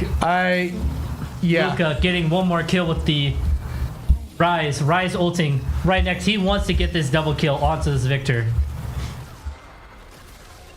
In case you were wondering how the Warriors felt about that loss to Michigan earlier in the winners final, I think we have a very clear answer on how they felt. There was some revenge on the menu tonight. 32-6, 11K gold lead at 22 minutes. Oh no, they FF'd. Michigan, it's over. Michigan did not want to take the beating anymore and has officially surrendered the title to Indiana Tech. That is insane. They made Michigan forfeit. I have never seen that before. I have never seen a forfeit before. Wow. Let's go, Indiana Tech. My boys, my Warrior boys coming in and taking it away from them. 2 for 2 tonight. Getting the revenge. They locked in. They were so angry. I talked to some of the guys after the Michigan game. They were so frustrated, They were so mad. So they went lower bracket. They beat Valparaiso, if I remember right. Yeah, they beat that team. And then they came back. No, Vanderbilt. Valparaiso. They beat Vanderbilt. Then they come back into the Michigan game with the disadvantage because of the seeding and still kick their butts. Yeah, 2-1 loss, and that third game we can count back. Not their proudest. It was rough. Yeah. It was rough. But they proceeded to remember that and then give it back to Michigan tenfold in games 2 or I guess games 3 and 4 here. Yeah. That was a complete and total systemic destruction of the Wolverines. Ann Arbor is now home to a Tech, I would say plant the flag. And most There's importantly, no flag here. we get to go home early. We do. It is 10 p.m. 10 p.m. This could have gone, for the record, as long as 2 more hours. Best of 5s in league. They didn't want to do us like that. They made sure to. These boys tend to not have very long quickly. games. They tend to move fast. Yeah. But we aren't going to move too fast because I think we're going to get an interview before this is all said and done. We're working on it. I haven't heard any comms about it. I think the only player we haven't interviewed at this point may be Vanderboy. So we're going to try and get Vanderboy. We got to get our boy interview. in. He had a great last game, Solo bolo onto the Misfortune. He was locking down topside. We didn't get to really see him a lot. All be granted. We didn't get to see him a lot, but he was a silent, stable rock in the top side. No pun intended, because he was a Malphite, which is a rock. But he's solid, very consistent, you know, getting the CS leads, making sure he's not dying, playing weak side very well, because a lot of the time, you know, Indiana Tech jungler was going, and the entire team basically was only playing for bot side, so he was left alone in a lot of 1v2, 1v3 situations, and came out on top. Now, I do want to take a moment and at least give U of M their flowers. It was, I think, pretty clear as this season went along. There were 2 teams and 2 teams only in the NECC that were a step above the rest of the crowd here, and it was these 2. Yeah. They were the only teams really to take games off of each other, except for a game here and there for Indiana Tech and Michigan. They were the only 2 teams to actually beat each other as well. And the games, aside from, well, the end of both series, the winners final and the grand final here, were close. Yeah. That Baron Steel, if that doesn't happen, we could be talking about a completely different series. We could be talking about a game 5. So shout out to the Michigan boys. Yo, absolutely. Very, very and good I actually team. want to give some super major props to Michigan's mid laner. His Akali game, you know, he kind of got unfortunate on a lot of those kills, but it was like only 10, 15 HP left on Orianna like 2 or 3 times. He played those lanes exceptionally well against the Orianna. It was just very unfortunate how he just barely wasn't able to have enough damage. Yeah. And then not only that, but he was a lot of the time the initiator on a lot of the mid game for how Michigan were able to come back in a lot of those mid games, and in game 2, you know, secure that lead with the amount of resistances and stuff that they did draft in Indiana Tech drafting, you know, freaky. Game 2 was weird, Yeah. but they like weird. They do guess. like to get weird. We've seen that. We will be back. We're gonna get an interview. We'll have. I'm sure they're probably on their way. I'll have a question on why they drafted game 2. Believe me. We call it freaky. I call it griefing. Fair enough. You can attest to it as well. It's a decent walk. It takes no ping Seraphine. I prayed for times like this, says producer. He's voicing me as well. That's I've cringed every time he plays Seraphine. Michigan seal away the Seraphine. I think that's the only game they won with the Seraphine, right? I think you're right. I actually think the you're only right. game they stole away. So when Seraphine is in the lobby, we lose. Is that what I'm understanding? I think even Raid Boss. We can say for a fact that whichever side gets Seraphine wins. I think even Raid Boss on the prior broadcast had said that our win rate with Seraphine is lower than any other champ. Really? I believe so. It's negative on the. Yeah, see, there you go, producer backing it up. I only saw one Seraphine game, and that was the one game we won. So. All right, well, I'm gonna need a roast Ping, who's also on the Valor team for that. you get I a have lot of more time with him to do ammunition. that. You get a We lot always of time. have a cheeky little banter between each other. So. Well, all right, ladies and gentlemen, we got him. I'm going to do it this time. 3-1 over U of M, the Overwatch team as well. 4-1 over the Zips in Akron. It's a double tech tonight. We won it twice. We will be back. Yes, I got confirmation. They're on the way down now. So don't go far if you want to hear from one of the Warriors. We'll be back in just a moment for an interview. Stay tuned.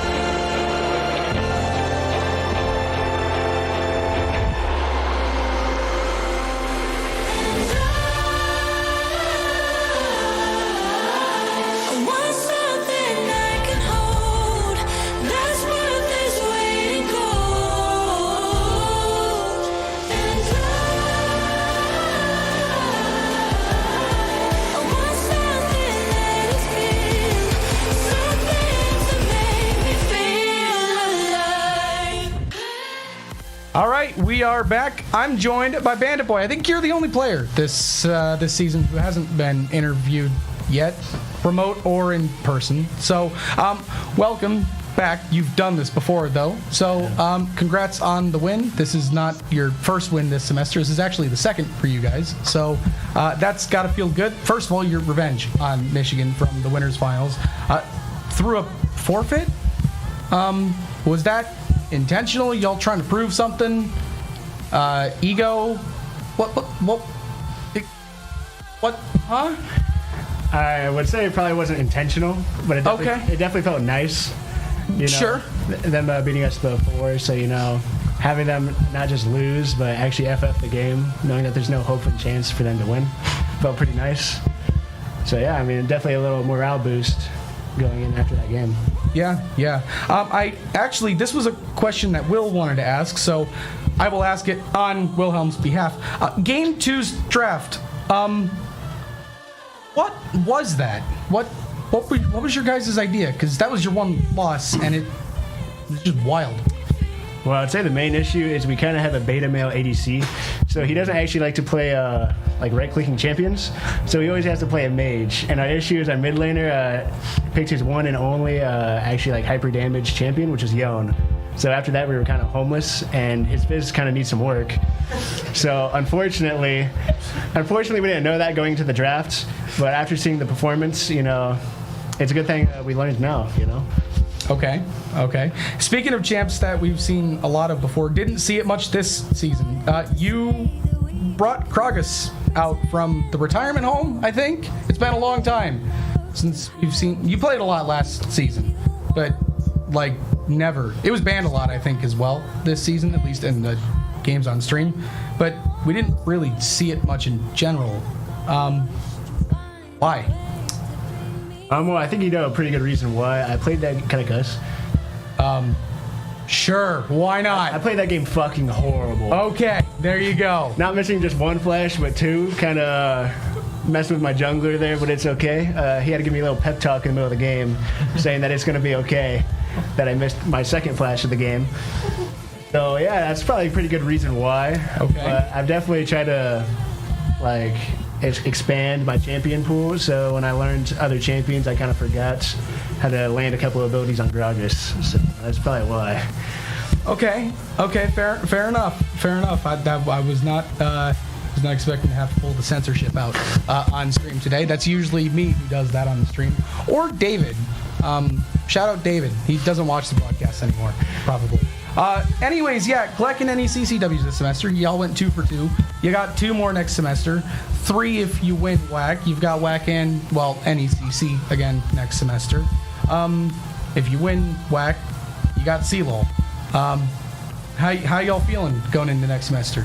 I mean, I feel like for WAC, we're feeling pretty confident. A lot of the teams seem to be leaving every year, so I think, it just increases the odds for us. For NECC, we're kind of hoping that we'll get bumped up a division. It's kind of our hope. We feel like a lot of times we get kind of debunked a division and kind of stomp the games, except maybe the finals. So hopefully it'd be kind of nice, experience some better competition and, actually practice throughout the semester so we can get better as a team. Sure. CLOL, I think WAC historically does not tend to do super well. Aquinas, I think, may have been the best program historically to come out of WAC, and I think maybe they won 1 series, if memory serves correct. Don't quote me on that. I'm very foggy memory. Comparing your guys' team to what you guys have seen in CLOL, do you guys feel like you can, take down a couple teams if you get there? Obviously, bracket, everything. You have no idea who's going to be there, but comparing to what the competition tends to be. I'm feeling pretty confident. I feel like this is probably one of the better teams that would probably make it to CLOL from WAC. So I feel like we have a pretty good chance knowing that. Obviously, it kind of depends, on the bracket. If, we face probably the number 1 or number 2 seed, might not look so well, but as of right now, I think, our team's pretty solid in a lot of the categories that we need to fill. So as long as we keep working, we got another semester to work through. Hopefully, we can become pretty prepared for CLOL. Alrighty. Well, that is Bandit Boy. Thank you and congratulations again on adding to.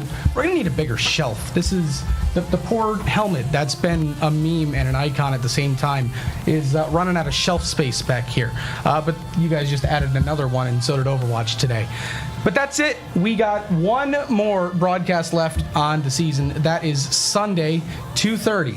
2:30. Collegiate Rivals will be here. They're going to try and bounce back from what was a rough week last week in the playoffs. So that is it for today. We will see you again on Sunday. Thank you, everyone. Have a good night. 2 dubs for the Warriors today. 4-1 over Akron, 3-1 over U of M.